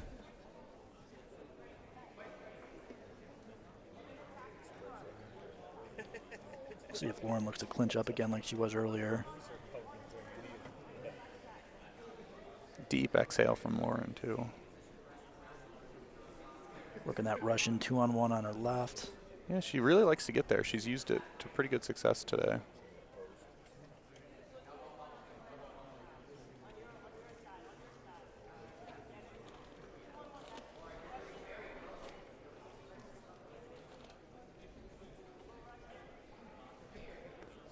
Looks like she grabbed an overhook on her right. No, an underhook, rather. Double unders. Coach is calling for a throw by. Can connect that to a single. You can go body lock. Yeah. You use it just How to would get to the you back. personally, like, I feel like Faye's backing up a little bit, and I feel like that makes it a little bit more difficult to turn that into a throw by at this point. For sure, yeah. Yeah, it gets tough when they just kind of drop their hips and start walking back. It makes it difficult. Some people have a good foot sweep from there you can use sometimes. Oh, yeah, for sure. I'm really impressed with Lauren's wrestling, though. Yeah. I was expecting her to, you know, primarily play from her guard, but she's been pretty offensive with the wrestling. Yeah, it's sharp, systematic. The judges favor red. Judges again Audience favor favors Lauren. blue. Oh. Nice guard pull, near armbar, but the elbow just wasn't in. And Lauren with her first time on top in the front headlock. Yeah, she's got an opportunity here for the back or maybe a choke on the front. Yeah, I feel like she might be looking for some high ground style attacks or crucifix entries here. I know she, has my crucifix instructional. Oh, there you go. Yeah, it looks like she's looking to isolate the crucifix. Might go to a back triangle. Yeah. Faye's arms are a little bit high, but she might still be able to climb into the position.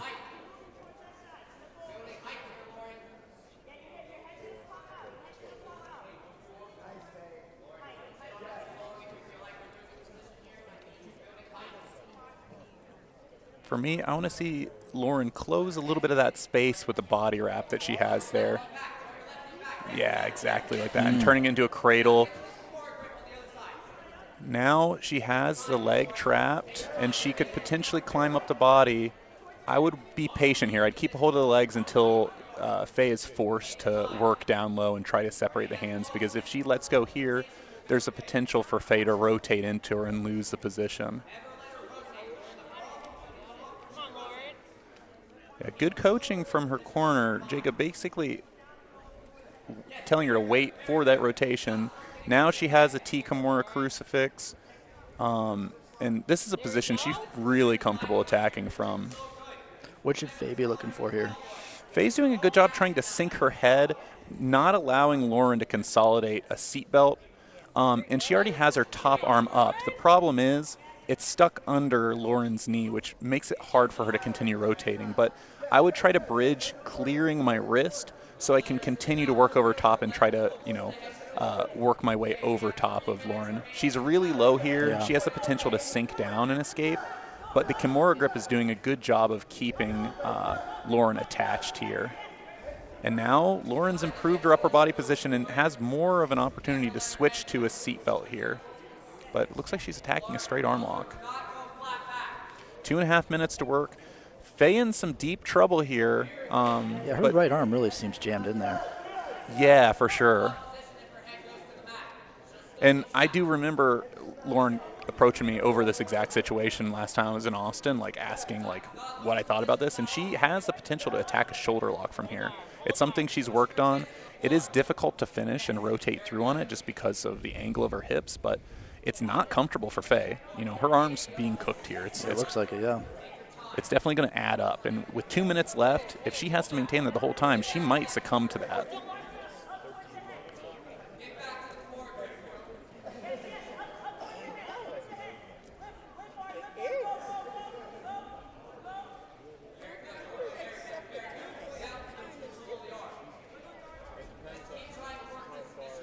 Nice, climbing up the upper body, looking for a reverse omoplata style finish, but she has the arm in a kind of weird orientation. She might still be able to finish this, though, if she's able to hip through.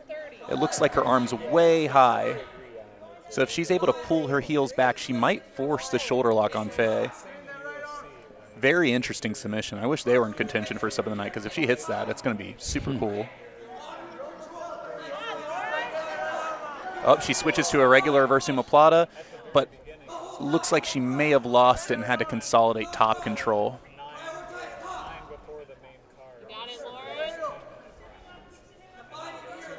Yeah, really nice control there. Oh, no, she still has the potential for the reverse omoplata. She just has to get the wrist under her knee.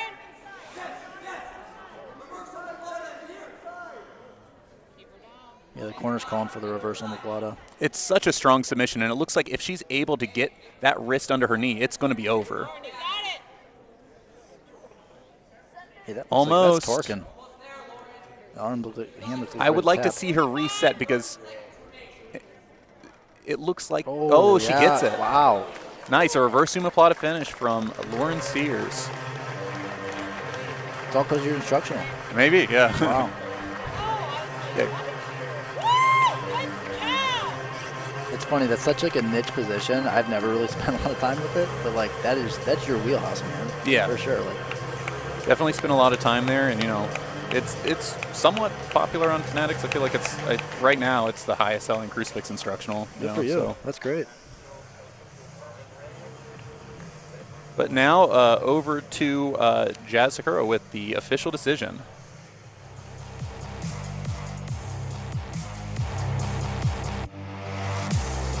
Ladies and gentlemen, with just 31 seconds remaining in your co-main event, your winner by submission, Lauren Sears.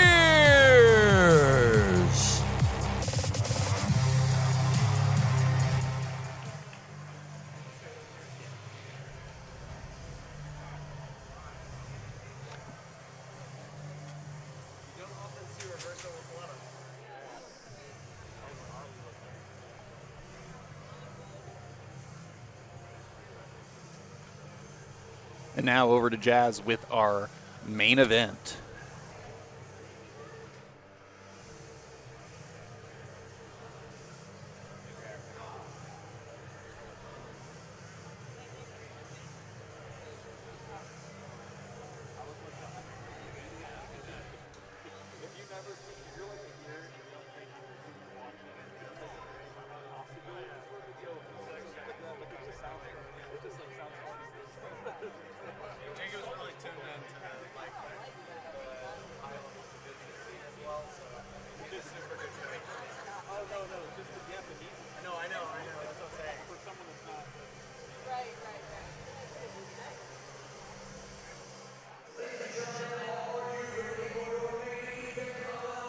Let's hear it, Lorain, Ohio. This is it, your main event.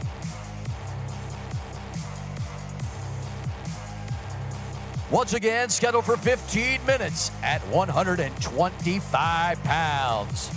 Making her way to the red corner, representing the People's Jiu-Jitsu, fighting out of Miami. Introducing, ranked 5th in the world at 125 pounds, Tubby Aliquin.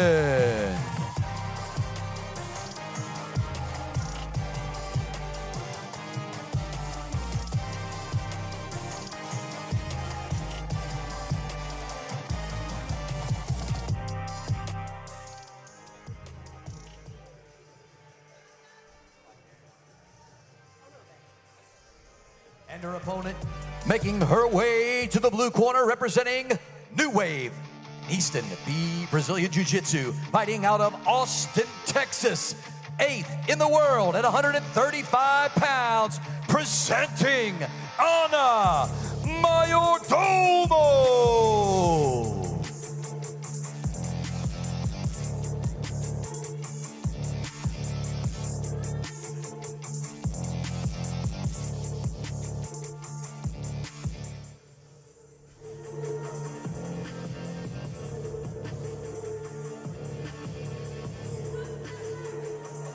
When the action begins, your referee for the main event is Heath Mazari.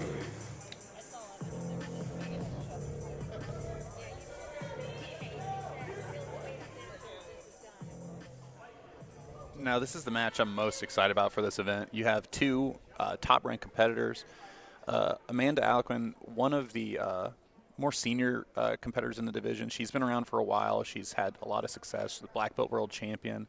Anna is, recently received her black belt, but she is surging through the competition ranks right now. Has a very dangerous guard game, which, kind of complements Amanda Tubby Aliquin's style is very guard-heavy as well.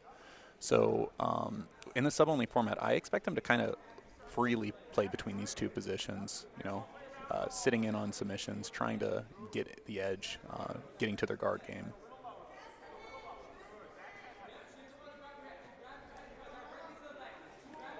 Good elevation. Kind of coming over the top, looking to separate that arm with an underhook. But Amanda's doing a great job keeping that elevation with her butterfly hooks here, making it difficult for Anna to consolidate control.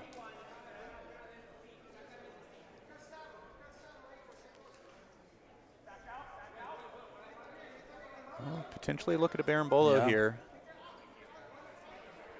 And for those at home that aren't really up to speed on the terms, Berimbolo is basically just a way to end up on the back. And they both could do it here. It could go either way. Kind of 50-50. I think Amanda's positioning for her feet's better, but Anna has a really good grip over the hip that's allowing her to control this scramble a little bit more, I think. Yeah, and she's got her hips shelved up a little bit.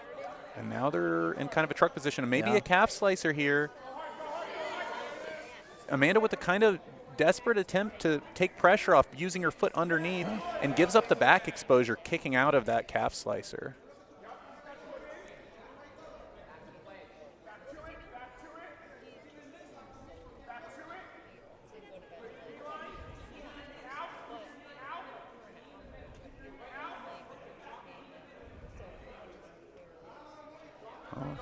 Anna's looking for a toe hold there. Yeah, Anna has a great look at the toe hold and almost has the knee line of Amanda.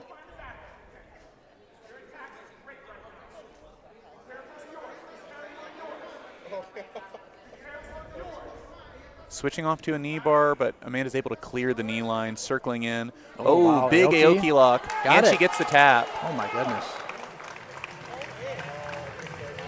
Yeah, that one can definitely come on fast. Hopefully Amanda's fine. Wow, what a way to finish the main event. She was, I mean, it was chaining one thing to the next. That was impressive. Toe hold, the knee bar to Aoki.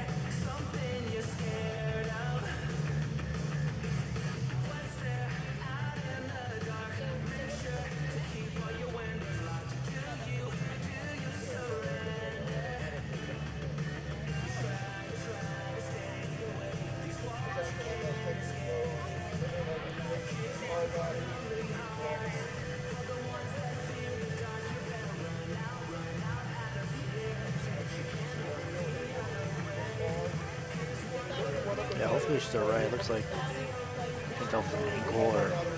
I mean, they definitely can cause, you know, some injuries on the foot. Like, Yeah. That's a submission I do a lot, and it always seems like in competition with the speed you have to hit them with, you know, it can turn into an injury. Ladies and gentlemen, make some noise for your main event fighters tonight. At 12 minutes and 30 seconds left in the match, your winner by submission, Anna Mayordomo.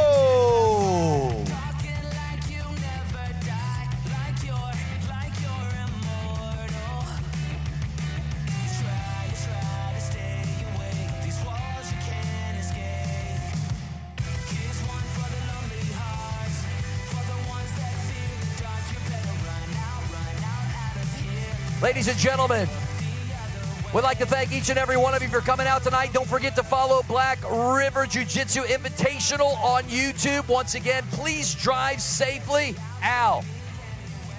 Thank you, everybody, for coming. All the video will live for free forever on YouTube.com. All the athletes, you'll have video and photos. Do with them as you wish. It's all yours. Have a good night. From everybody at Black River Invitational, thank you for coming out. We'll see you next time. Please drive safely.